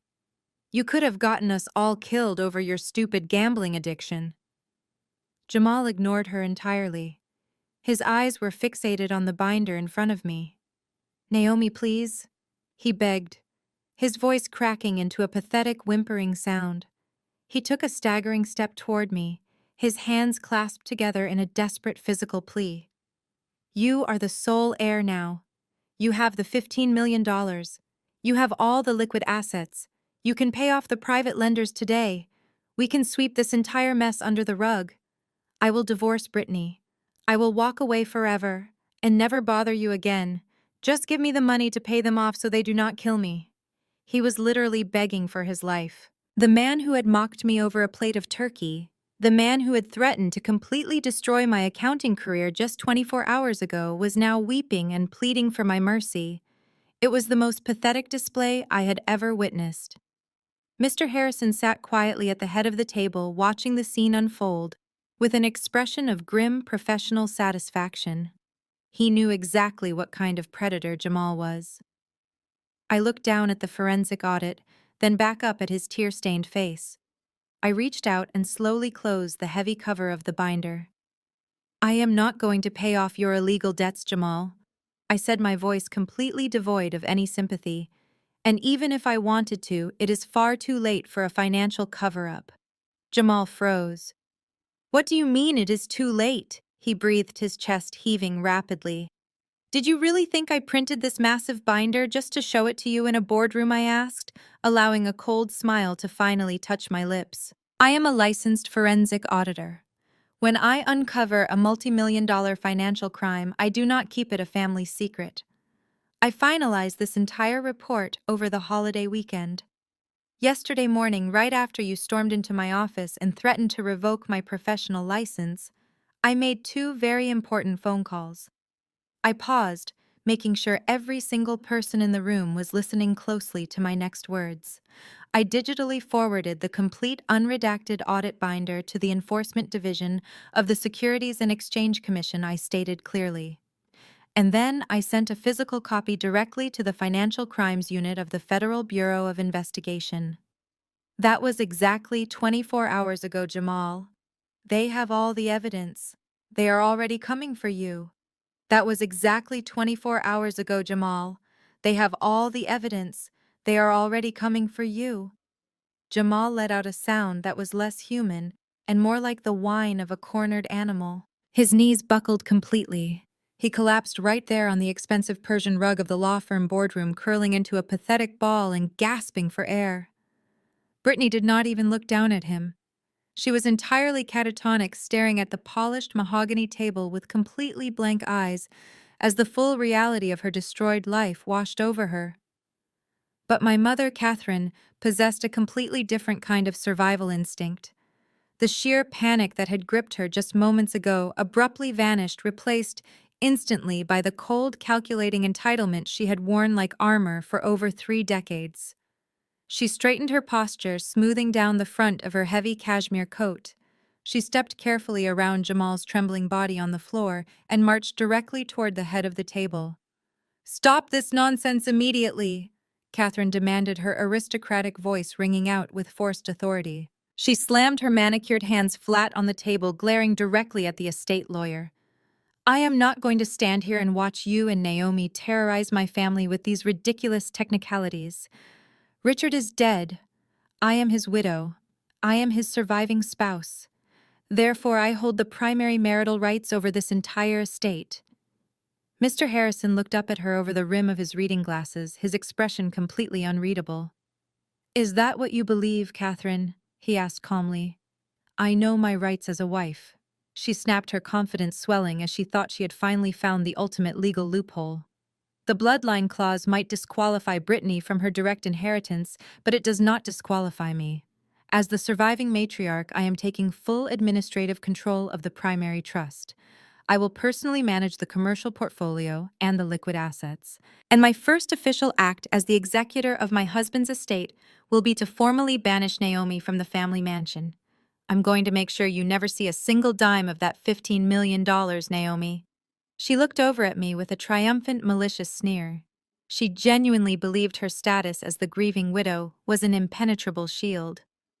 She thought she could simply sweep her massive 32-year deception under the rug by throwing her marital weight around. Mr. Harrison sighed heavily, a sound of profound exhaustion mixed with absolute disdain. He reached back into the black leather folder sitting in front of him. He bypassed the modern, brightly colored trust documents and pulled out a much older file. The paper was slightly yellowed at the edges, bound by a heavy blue legal ribbon. You have absolutely no administrative control over anything, Catherine, Mr. Harrison stated, untying the ribbon with slow, deliberate movements. Because Richard was not just protecting his assets from illegitimate children, he was protecting them from you. He opened the old folder and slid the yellowed document across the table. Do you recognize this? He asked. Catherine frowned, squinting at the bold type at the top of the page. It is our prenuptial agreement, she said dismissively. We signed that over 30 years ago. It only covers the assets Richard had before we were married. The $15 million commercial portfolio was built during our marriage. It is considered joint marital property under state law. You cannot use a 30-year-old piece of paper to take away my spousal rights. I cannot. Mr. Harrison agreed, leaning back in his leather chair. But the infidelity clause buried on page 14 certainly can. Catherine froze. Her triumphant sneer completely vanished. Richard insisted on a very strict cheating penalty when you two got married. Mr. Harrison explained, his voice echoing loudly in the silent room. The clause clearly states that if either party is proven to have engaged in an extramarital affair, they automatically forfeit all rights to alimony, spousal support, and any claim to the marital estate. You walk away with absolutely nothing but the clothes on your back. Catherine let out a sharp, arrogant laugh, though it sounded incredibly brittle. You are bluffing, she sneered. An infidelity clause requires undeniable legal proof of an affair. Richard has been dead for months. You cannot just stand there and accuse me of cheating 3 decades ago without hard evidence. It would never hold up in family court. Mr. Harrison did not say a word. He simply raised his hand and pointed a single finger directly at the giant glowing projection screen behind him. Catherine slowly turned her head. The Ancestry DNA laboratory report was still shining brightly in the dim room. The massive 0.0% under Brittany's paternal match stared right back at her. That is not just an accusation, Catherine, Mr. Harrison said, his voice dropping to a harsh, unforgiving whisper. That is certified, undeniable medical and legal proof of your infidelity. It was officially submitted to a public registry by your own daughter. You brought another man's child into Richard's home and fraudulently passed her off as his own for 32 years. You violated the prenuptial agreement the second you became pregnant. Catherine physically staggered backward as if she had been punched in the chest. She looked frantically between the projector screen, the old legal document, and my perfectly calm face. The reality of her trap finally slammed shut. The DNA test had not only disinherited the golden child, it had completely bankrupted the matriarch. The penalty is absolute, Mr. Harrison continued, officially closing the file. You receive no spousal support. You receive no portion of the commercial portfolio. And because the family mansion is now the sole property of Naomi, under the bloodline clause, you are officially a trespasser. You have exactly 48 hours to pack your personal belongings and vacate the premises entirely. If you are still inside that house by Thursday morning, I will have law enforcement physically remove you from the property. If you are still inside that house by Thursday morning, I will have law enforcement physically remove you from the property. I did not wait to watch my mother process the finality of those words. I simply stood up, zipped my leather briefcase shut, and walked out of the law firm without looking back. Fast forward to just past 7 o'clock that evening. The sun had long set, casting a deep, freezing November chill over the Connecticut suburbs. I pulled my car up to the massive wrought iron gates of the family estate.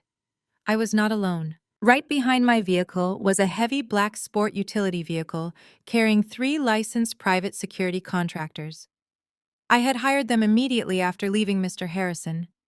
Knowing Jamal was backed into a corner by violent private lenders, I was not going to take any risks with my personal safety or the physical assets of the estate.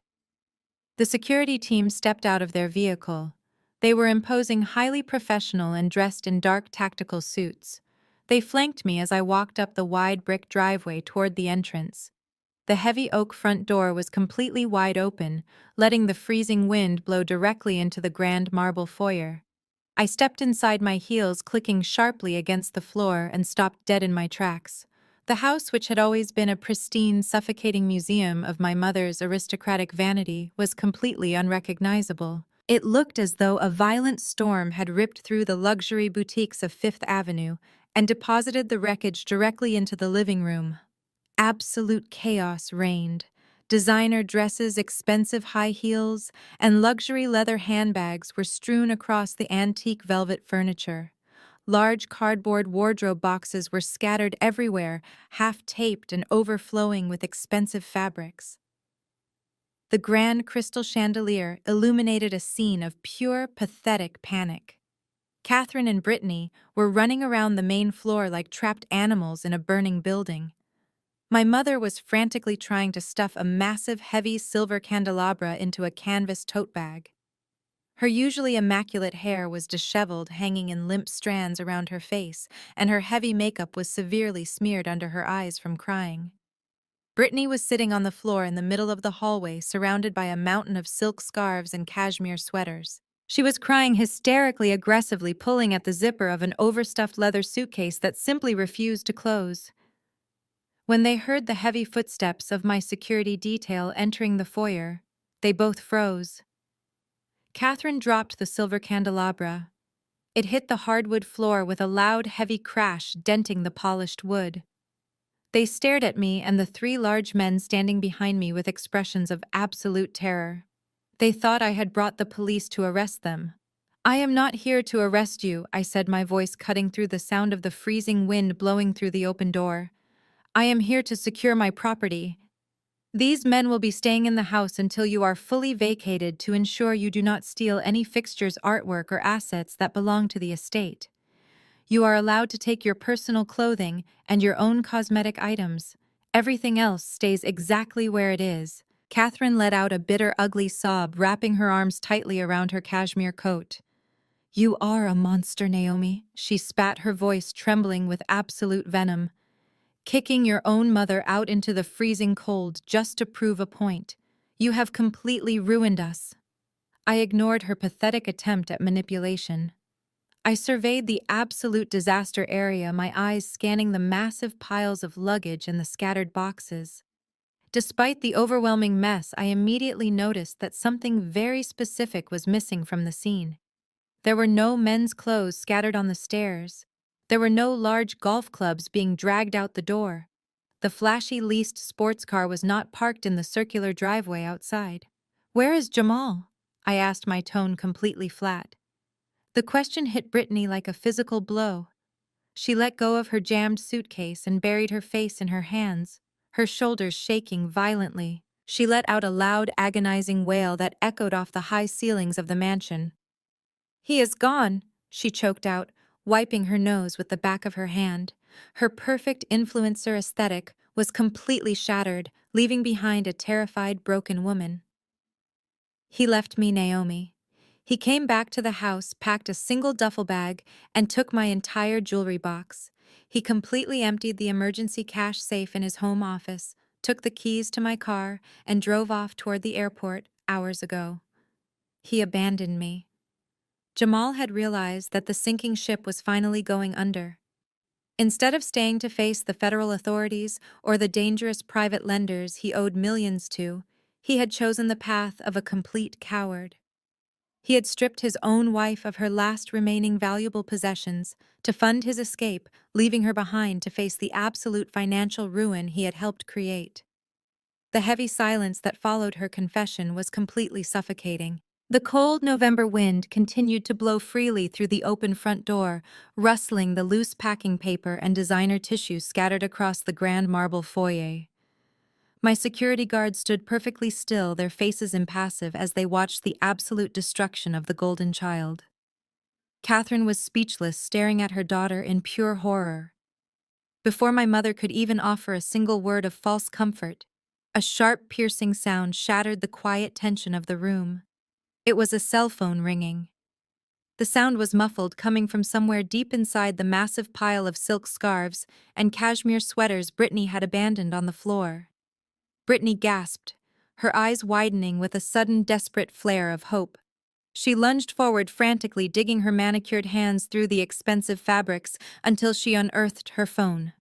The screen illuminated the dim hallway, clearly displaying Jamal's name. She did not even hesitate. She swiped the screen to answer and pressed the phone so hard against her ear that her knuckles turned white. In her panicked state, she accidentally bumped the speaker button, broadcasting the call to the entire foyer. Jamal, she sobbed, her voice cracking with desperate relief. Jamal, where are you? Please tell me you are coming back. Naomi is here with security guards. We have to leave the house. Please tell me you have a plan. There was a brief, staticky pause on the other end of the line. When Jamal finally spoke, his voice was not filled with the protective warmth of a husband. It was entirely venomous, dripping with a raw, visceral hatred that made even my security guards shift uncomfortably. Shut up, Brittany. Jamal spat, his voice echoing loudly from the phone speaker. Just shut your mouth and listen to me. I am not coming back. I am never coming back to you. Brittany physically recoiled, as if he had struck her across the face. What are you saying? She whimpered. You took my jewelry. You took my car. We are supposed to be a team. We were a team when you actually had a massive trust fund. Jamal yelled, the sound of a busy highway roaring in the background of his call. You told me you were the primary heir. You told me your father adored you and that you practically owned the entire commercial real estate portfolio. I built my entire financial strategy around your inheritance. But you were nothing but a fake. You are not even a real member of the family. You are just some illegitimate fraud your mother tried to pass off as royalty. Catherine let out a sharp gasp, covering her mouth with her hands. Brittany was completely paralyzed, staring blankly at the marble floor as her husband verbally tore her to shreds. You ruined my life, Jamal continued, his voice rising into a frantic, hysterical scream. You and your massive, unstoppable arrogance. If you had just sat down and kept your mouth shut at Thanksgiving, none of this would be happening. But no, you had to play your stupid little games. You had to buy that ridiculous DNA test just to bully Naomi over a plate of turkey. You had to prove you were the superior sister. And what did you actually prove, Brittany? You proved you are entirely worthless. You handed the lawyers the exact weapon they needed to completely disinherit you. Jamal, please. Brittany begged, heavy tears spilling down her cheeks. Please do not do this. I have nothing left. Because of your stupid Thanksgiving stunt, the federal agents are hunting me down, Jamal roared, completely ignoring her pleas.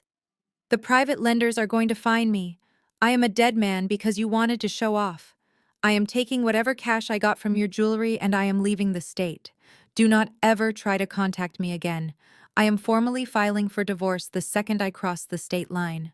My lawyer will mail the official papers to whatever cheap motel or homeless shelter you end up sleeping in tonight. Have a nice life, you arrogant fool. The line went completely dead, leaving only the sound of a hollow rhythmic dial tone echoing in the grand foyer. Brittany stared at the screen of her phone for a long, agonizing moment. Her hands began to shake violently. The phone slipped from her grasp, clattering sharply against the cold marble floor. Her legs completely gave out beneath her. She collapsed onto the ground, her designer skirt pooling around her knees as she buried her face in her hands.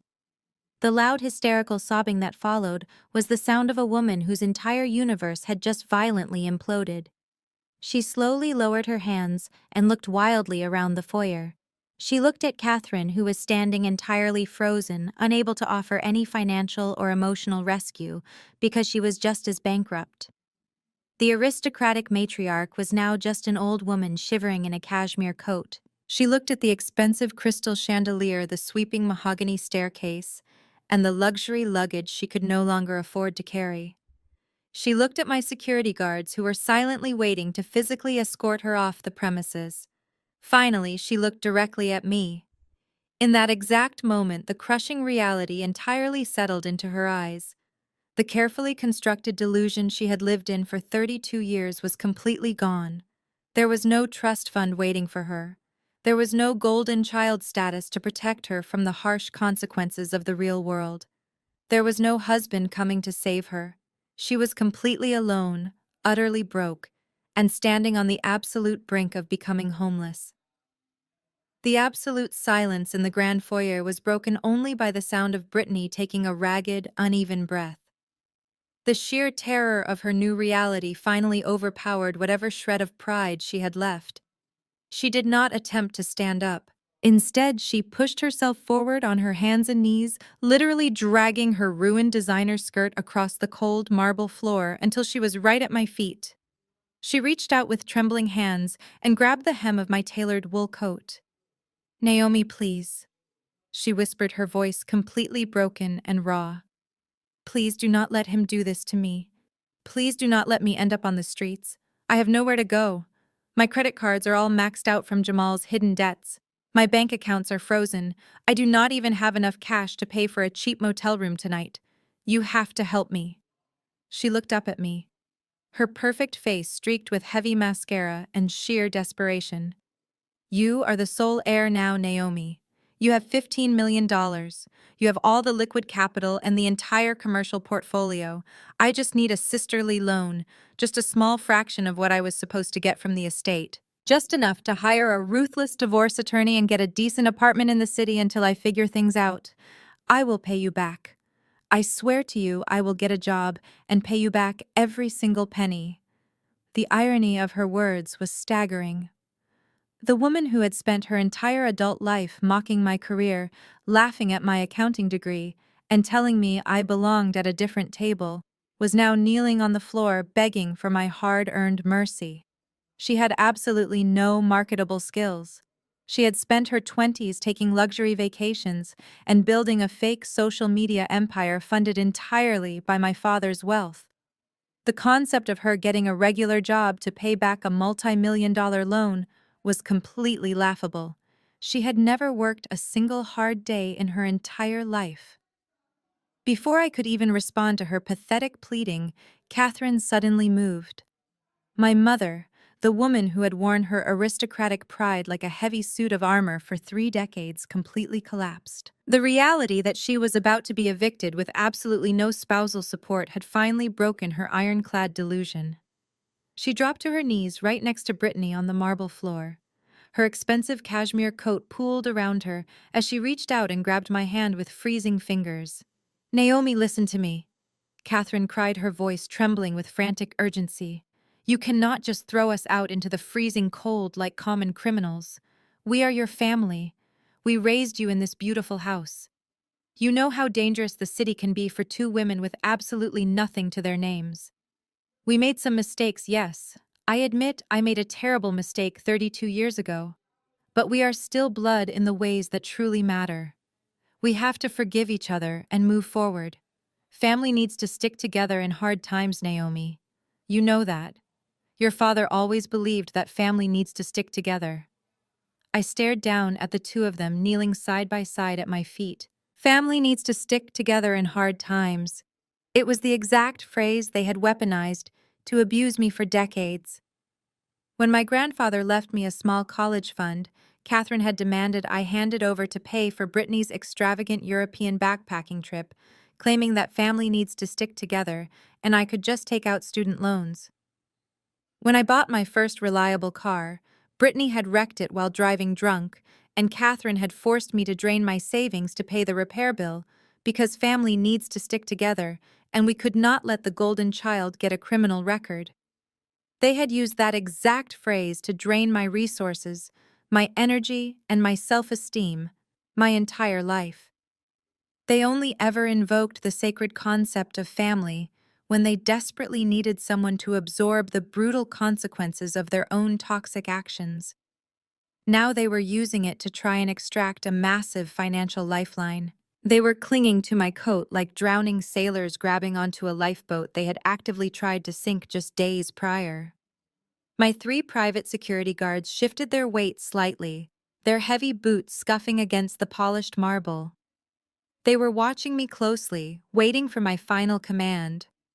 One single word from me, and they would physically drag my mother and my sister out the front door and lock the heavy iron gates behind them forever. I looked down at the two women weeping on the floor. I did not pull my hands away from their desperate grip. I did not yell. I did not laugh at their complete and utter destruction. I stood perfectly still, my expression entirely unreadable in the dim light of the crystal chandelier. The cold November wind blew heavily through the open front door, chilling the grand foyer. They looked up at me with wide, terrified eyes, holding their breath, desperately waiting to see if I would finally show them the mercy they had never once shown me. I let the silence stretch for another agonizing moment, allowing the bitter cold from the open doorway to freeze the tears on their faces. Then I slowly took a deliberate step backward, forcing their hands to slip off the heavy wool fabric of my coat. They fell forward slightly, their grasping fingers hitting the cold marble floor empty. I looked down at Catherine first. Family needs to stick together in hard times, I repeated, letting her own hypocritical words echo back at her in the dim light of the foyer. That is a truly beautiful sentiment, Catherine. It really is. But you lost the absolute right to use that word with me a very long time ago. Do you remember my high school graduation? I asked, keeping my tone perfectly conversational and entirely devoid of any warmth. I was the valedictorian of my class. I gave a speech to the entire school and the families in the audience. But you were not sitting in those chairs. You and Brittany took a private jet to a luxury spa resort in Aspen that exact weekend because Brittany was feeling slightly stressed about a minor breakup with her high school boyfriend. You told me I was being overly dramatic for wanting you there, and that family needs to be understanding of each other's mental health. When I had severe pneumonia during my sophomore year of college, you explicitly refused to co-sign a tiny medical loan for me because you claimed you needed the liquid cash to upgrade the landscaping around your heated swimming pool. You never stuck together with me, Catherine. You only ever stuck together against me. Catherine tried to speak, her mouth opening and closing like a fish suffocating on dry land, but she had absolutely no defense. The undeniable truth of her lifelong cruelty was finally suffocating her. I turned my attention away from my mother and looked directly into Brittany's terrified, mascara-stained eyes. "You want a sisterly loan?" I said, shaking my head slowly. "You want a small fraction of my estate to rent a luxury apartment in the city, while you hire a ruthless divorce attorney to fight Jamal. You want me to happily fund your comfortable transition into a brand new life, after you spent your entire existence actively trying to destroy mine." Brittany let out a pathetic whimpering sound, nodding her head frantically up and down. "Yes, Naomi, please," she choked out, her voice raspy from crying. "Just this one time. I will never ask you for anything else ever again. I will completely disappear from your life. I swear it." I looked at her, truly examining the woman who had made it her life's mission to break my spirit. She was pathetic. She was entirely hollow. There was absolutely nothing genuine inside her. "I am not going to give you a single dime, Brittany," I said, my voice dropping into a hard, uncompromising register that left absolutely no room for negotiation. "I am not giving you a loan. I am not paying for your hotel room tonight. I am not paying for your high-priced divorce attorney. And I am certainly not paying for your catastrophic mistakes. You thought it was so incredibly funny to throw that DNA test at me. During Thanksgiving dinner, I continued, my words striking her like physical blows. You told me to go find another table. You laughed directly in my face and told me it was time to prove I had absolutely no right to call myself a part of this family. Well, Brittany, you proved it. The laboratory proved it. The legal registry proved it. You have absolutely no legal or biological right to be standing inside my property. So I am going to tell you exactly what you told me just 4 days ago. Go find another place to be. This house is for family, not another man's mistake." Brittany let out a sharp, agonizing gasp, clapping her hands over her mouth as the exact words she had used to humiliate me were weaponized perfectly against her. Catherine began to hyperventilate, clutching desperately at the collar of her cashmere coat, finally realizing that there was no hidden reserve of forgiveness left inside me. I had completely drained the well. I turned my head slightly and gave a single sharp nod to the 3 private security contractors standing silently behind me. Without missing a beat, the large men stepped forward in perfect unison, their heavy boots thudding loudly against the marble floor. "It is time for you to leave my house," I said coldly, as the guards reached down to physically escort the sobbing mother and daughter off the property. The three security guards moved with clinical efficiency.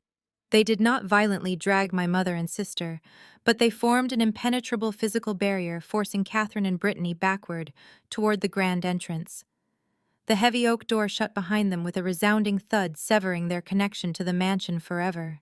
I stood in the warm foyer and watched through the tall glass panels as the guards escorted them down the long brick driveway. They carried only what they could physically hold in their hands: a few hastily stuffed canvas bags, and one severely overpacked leather suitcase that kept loudly dragging against the pavement. When they finally reached the edge of the property, the massive wrought iron gate slowly swung shut, locking with a heavy metallic clack that echoed sharply in the freezing night air. There they stood on the cold suburban sidewalk, the aristocratic matriarch and the golden child, entirely stripped of their wealth, their titles, and their dignity. Catherine shivered violently, wrapping her arms tightly around her thin cashmere coat, while Brittany leaned against the stone pillar of the gate, sobbing hysterically into her hands. They had absolutely nowhere to go. No private driver was coming to pick them up.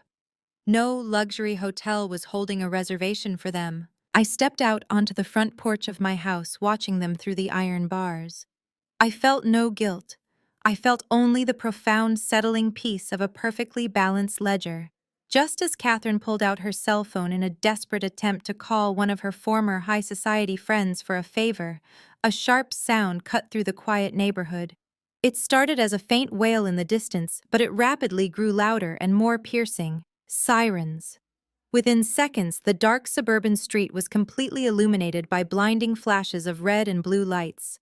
Three dark sport utility vehicles and two marked local police cruisers came tearing around the corner, their tires screeching as they abruptly swerved and boxed in the driveway entrance. Catherine and Brittany practically jumped out of their skin. They stumbled backward onto the manicured grass of the sidewalk, completely terrified by the sudden chaotic noise. Brittany screamed, dropping her heavy leather suitcase onto the concrete. She was entirely convinced that I had actually called the police to have them arrested for trespassing.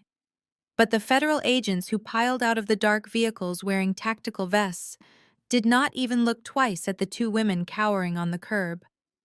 They completely ignored my mother and sister marching straight up to the iron gates. I pressed a button on my remote, opening the gates to let the agents onto the property. The lead agent, a tall man with a severe expression, approached me on the front steps. He held up a thick manila envelope and flashed a gold federal badge. He asked if I was Naomi, the current legal owner of the estate. I confirmed my identity and informed him that I was the forensic accountant who had submitted the audit binder yesterday morning. He nodded respectfully. He informed me that the Federal Bureau of Investigation had successfully intercepted Jamal just 30 minutes ago. He was caught trying to board a one-way international flight to Dubai at John F. Kennedy Airport. He was currently in federal custody, facing multiple counts of wire fraud, identity theft, and grand larceny.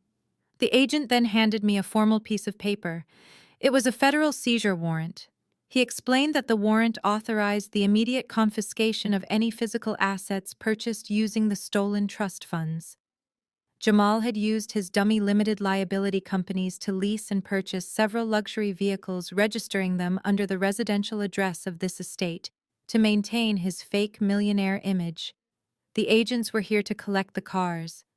I smiled coldly and pointed toward the massive 6-car garage at the side of the property.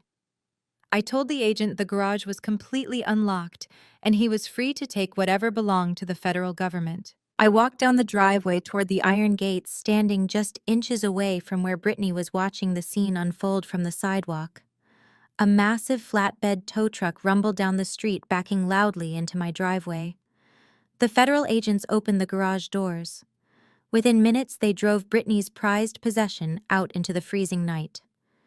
It was a custom white Porsche Cayenne, the exact car she constantly flaunted on her social media accounts to prove her superior wealth to the world. Brittany let out a raw, agonizing scream, pressing her face against the cold iron bars of the gate. She begged the agents to stop screaming, that it was her personal car, and they had no right to take it.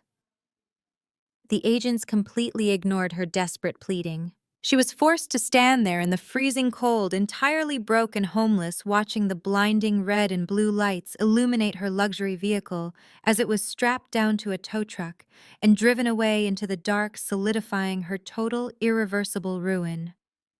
6 months passed since that freezing November night when the iron gates of my family estate finally closed on my past.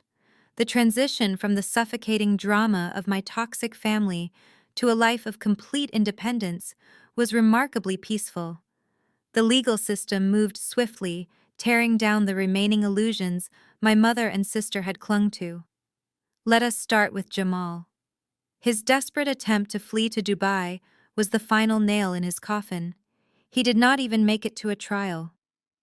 Faced with the massive mountain of forensic evidence I provided to the Federal Bureau of Investigation, his public defender strongly advised him to take a plea deal. Jamal pled guilty to multiple counts of wire fraud, identity theft, and grand larceny. The judge showed absolutely no leniency, sentencing him to a full 7 years in a federal penitentiary. The supreme irony of his situation was that the federal prison system was actually the safest place for him. If the federal agents had not intercepted him at the airport, the dangerous private syndicate he borrowed $3 million from would have undoubtedly found him first. Now the man who used to wear replica Rolex watches and brag about non-existent commercial real estate deals spends his days wearing a standard-issue orange jumpsuit. He scrubs cafeteria trays for cents an hour. His fake millionaire facade was completely dismantled, replaced by the harsh, structured reality of a concrete cell block. Brittany faced a completely different kind of prison. When the divorce papers from Jamal officially cleared, she was left with absolutely nothing. Because she had spent her entire 20s relying entirely on my father's wealth, she had no college degree, no professional network, and absolutely no marketable skills. The harsh reality of the working world hit her like a freight train. She was forced to take the only job she could find. The former golden child, who used to mock my accounting career and spend her afternoons shopping at exclusive luxury boutiques, is now working the closing shift at a budget retail clothing store. She wears a stiff polyester uniform instead of custom silk blouses. She spends her evenings folding cheap t-shirts and dealing with angry customers who demand refunds on discounted merchandise. When her shift ends, she takes the public bus back to a cramped, poorly insulated studio apartment on the wrong side of the city. There are no crystal chandeliers or heated swimming pools, just a mattress on the floor and a constant daily struggle to pay her monthly utility bills. But the most pathetic part of Brittany's downfall was her absolute inability to let go of her ego. Even after losing the mansion, her husband, and her massive inheritance, she desperately clung to her fake social media influencer identity. She simply could not accept that she was no longer part of the elite upper class. Last week, she attempted to pull off a desperate illusion. She dressed up in one of the few designer outfits she had managed to smuggle out of the mansion. She walked all the way to a high-end luxury hotel downtown and stood outside the lavish entrance, posing in front of a valet-parked Ferrari that belonged to a complete stranger. She posted the picture to her social media account with a long caption bragging about her exclusive weekend getaway and her glamorous lifestyle. She desperately wanted everyone to believe she was still wealthy and untouchable. Unfortunately for Brittany, the high society crowd she used to run with is incredibly small and violently petty. Those people were never her actual friends. They only tolerated her because she threw expensive parties and paid for their drinks. Once the scandal of her illegitimate birth and Jamal's federal arrest broke out, they completely abandoned her. Less than an hour after she posted that fake luxury photo, the truth brutally caught up with her. One of her former country club friends happened to be shopping at the budget retail store where Brittany worked just a few days prior.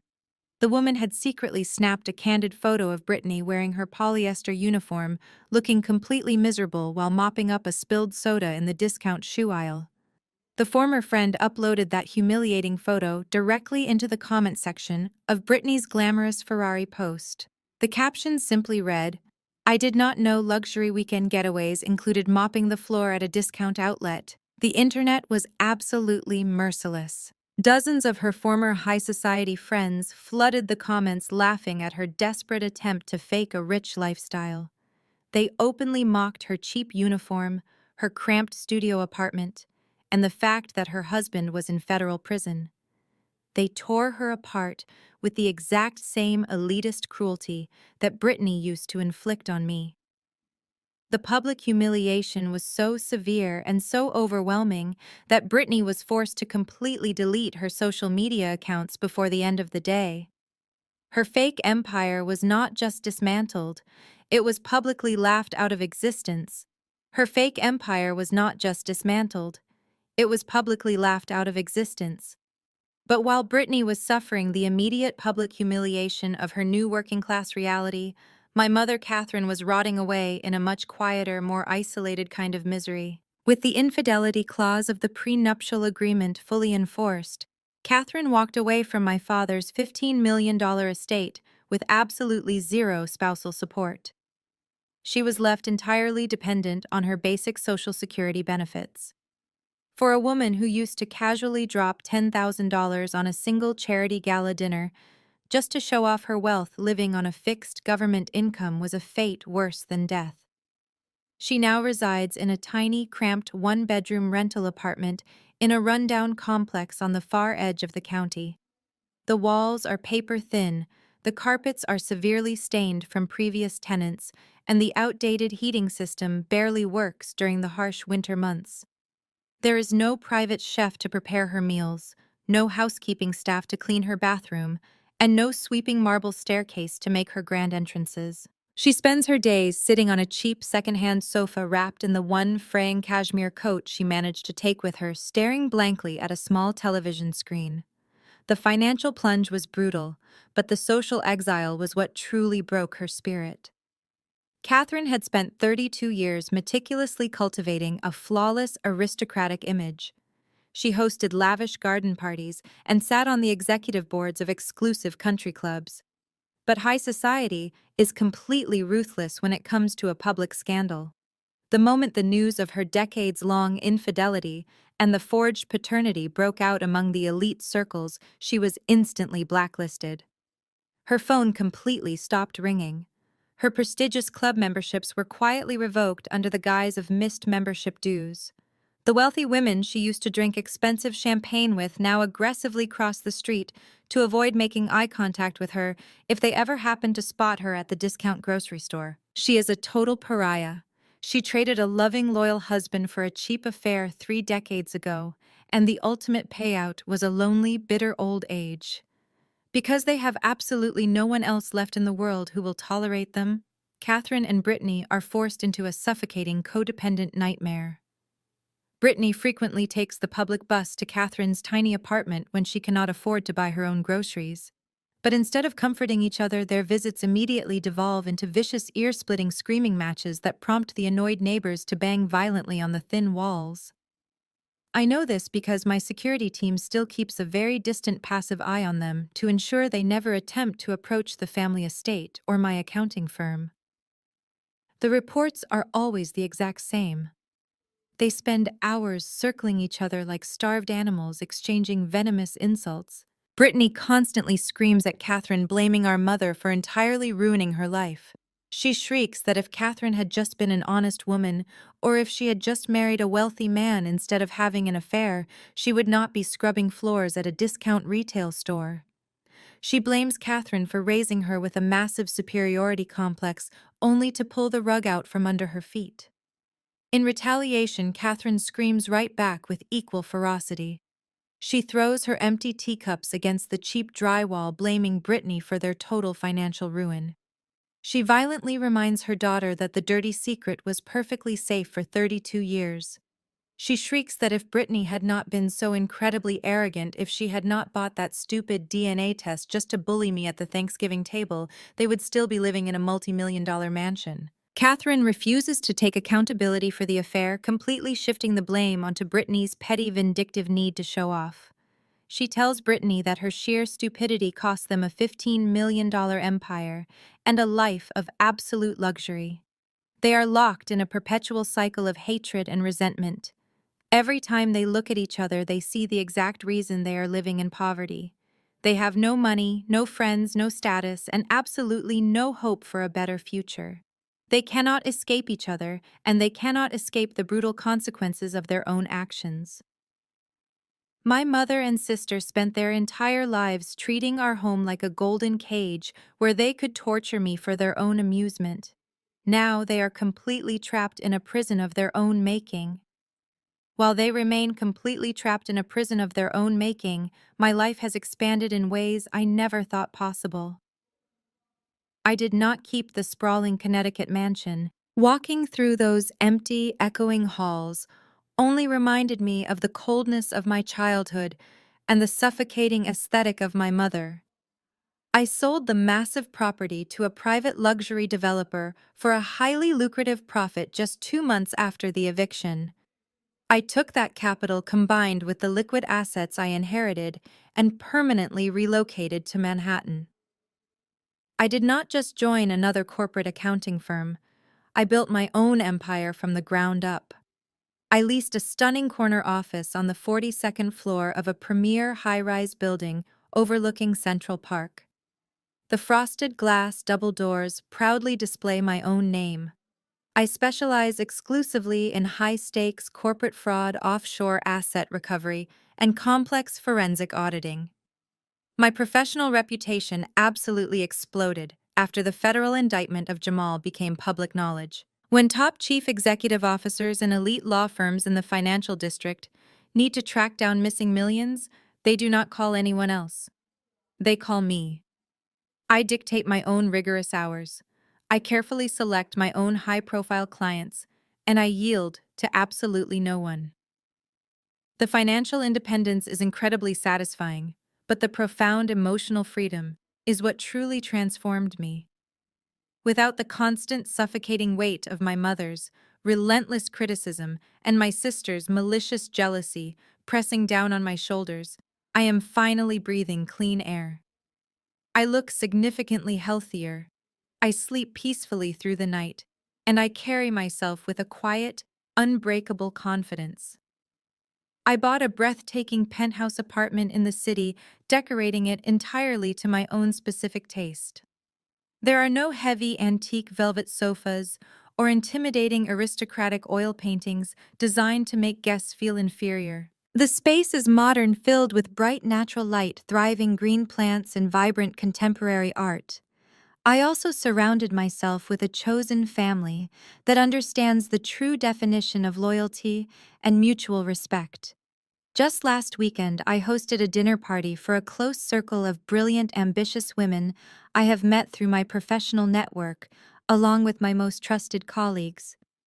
We drank excellent vintage wine, shared inspiring stories of our corporate victories, and laughed until our ribs physically ached. The contrast to that horrific Thanksgiving dinner was night and day.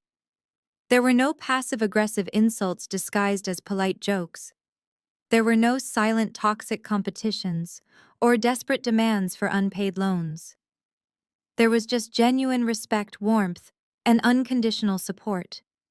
My blood relatives spent decades trying to convince me I was inherently unlovable and broken.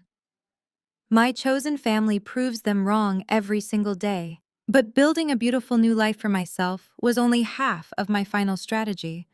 I still needed to completely dismantle the toxic remnants of the old one. Yesterday afternoon, Mr. Harrison arrived at my Manhattan office for a final, highly anticipated executive meeting. He sat across from my sleek glass desk, opening his familiar black leather folder. He placed a thick stack of finalized legal documents directly in front of me. This was the ultimate culmination of my father's legacy, and the final decisive nail in the coffin for Catherine and Brittany's fabricated socialite history. I picked up my favorite silver fountain pen and prepared to sign the pages. I was not going to hoard the $15 million commercial real estate portfolio like a greedy dragon sitting on a pile of gold. I did not need it. My private forensic firm was already generating massive independent revenue. Instead, I legally liquidated the vast majority of the corporate properties and converted the capital into a massive, irrevocable charitable trust. I established an elite, highly funded scholarship foundation dedicated entirely to providing full tuition for underprivileged first-generation female students pursuing demanding degrees in forensic accounting and corporate law. I named the foundation strictly after my father, Richard. I explicitly structured the rigid bylaws of the trust to ensure that the names Catherine and Brittany would never be legally associated with his massive wealth ever again. Their fake legacy of elitism, vanity, and cruelty was completely wiped from the public record. In their place, hundreds of brilliant, hardworking young women will receive the crucial financial support they need to build their own independent empires. My father always valued hard work over unearned privilege. By signing those papers, I was honoring his true spirit while simultaneously erasing the fake aristocratic dynasty my mother had tried to build. After leaving Mr. Harrison's office, I walked out into the crisp Manhattan air. The weight of those signed documents in my briefcase felt like the final click of a heavy lock snapping shut on my past. I did not take a cab back to my apartment. I chose to walk the 40 blocks up the avenue, letting the vibrant, chaotic energy of the city wash over me. For the first time in 34 years, I felt entirely weightless. There were no more secrets to uncover. There were no more ledgers to audit. The massive financial empire my father built was finally safe, serving a purpose that would outlive all of our petty family grievances. When I finally reached my building, I took the private elevator up to my penthouse. I poured myself a glass of expensive red wine, a quiet nod to the drink my mother used to hold while she insulted me, and stepped out onto my expansive private balcony. The sun was just beginning to set over Central Park, casting a brilliant array of gold and purple light across the endless skyline. The city stretched out before me, a massive grid of ambition, survival, and endless possibilities. I stood at the glass railing, feeling the cool evening breeze against my face, and allowed myself a moment of absolute stillness. Society constantly pushes a very specific, damaging narrative about family. We are conditioned from birth to believe that blood is thicker than water. We are told that we must constantly forgive our parents and our siblings, no matter how profoundly they betray us, because they are family. We are expected to absorb their cruelty, excuse their manipulation, and fund their reckless mistakes, all under the guise of unconditional love. But unconditional love should never require you to sacrifice your own mental health, your dignity, or your financial security. You are not obligated to set yourself on fire simply to keep toxic people warm. If my journey has taught me anything, it is that loyalty is an earned privilege, not a biological right. Just because someone shares your last name or grew up in the same house as you does not mean they have your best interests at heart. Sometimes the people who are supposed to protect you are the exact same people trying to tear you down. They will weaponize your empathy. They will use your accomplishments to fund their own delusions. And if you let them, they will completely drain you until you have absolutely nothing left to give. You have to learn how to protect your peace. You have to learn how to establish ironclad boundaries and enforce them without a single ounce of guilt. But more importantly, you have to know your own financial worth. My mother and sister thought they could easily manipulate me because I was quiet. They mistook my calmness for weakness. They assumed that because I chose a practical career in accounting over a flashy lifestyle, I was completely clueless about how the real world operated. They had no idea that my financial literacy was the ultimate shield. They underestimated my intelligence at every single turn, and that was their fatal mistake. When you are financially independent, you strip toxic people of their most powerful weapon. They can no longer use money, housing, or inheritance to control your decisions. They cannot threaten to cut you off if you are the one holding the scissors. Educate yourself. Read the fine print. Understand your bank accounts, your legal rights, and the value of your own hard work. Never apologize for being smart, capable, and relentlessly guarded with your assets. I took a slow sip of my wine, watching the streetlights flicker on across the city below. I thought about Jamal sitting in a federal prison cell.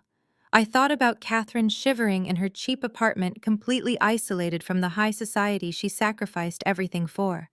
And I thought about Brittany folding clothes at a discount store, stripped of the golden child title she wore like a crown for 3 decades. I did not put them in those situations.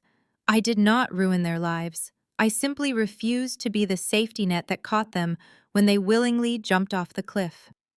Brittany thought a DNA test would prove I was a joke. But numbers, genes, and the law do not lie. Sometimes the best revenge is not doing anything to your enemies at all. It is just stepping back and watching them hand you the shovel they use to dig their own graves. Thank you so much for listening to my story. If you have ever had to walk away from toxic family members, or if you know the incredible power of financial independence, please let me know your experiences in the comments below. Hit the like button, subscribe to the channel, and share this video with anyone who needs a reminder to protect their peace and know their worth. Remember, your future belongs entirely to you. The story of Naomi, Brittany, and Catherine brilliantly illustrates a profound truth about navigating toxic family dynamics. The core lesson here is that financial independence and absolute emotional boundaries are the ultimate shields against manipulation. For decades, Naomi was treated as an outcast, subjected to cruel jokes and systemic emotional abuse. Her mother and sister weaponized their supposed status and wealth to maintain control and inflict pain. However, Naomi did not waste her energy screaming, crying, or begging for the love and validation they were entirely incapable of giving.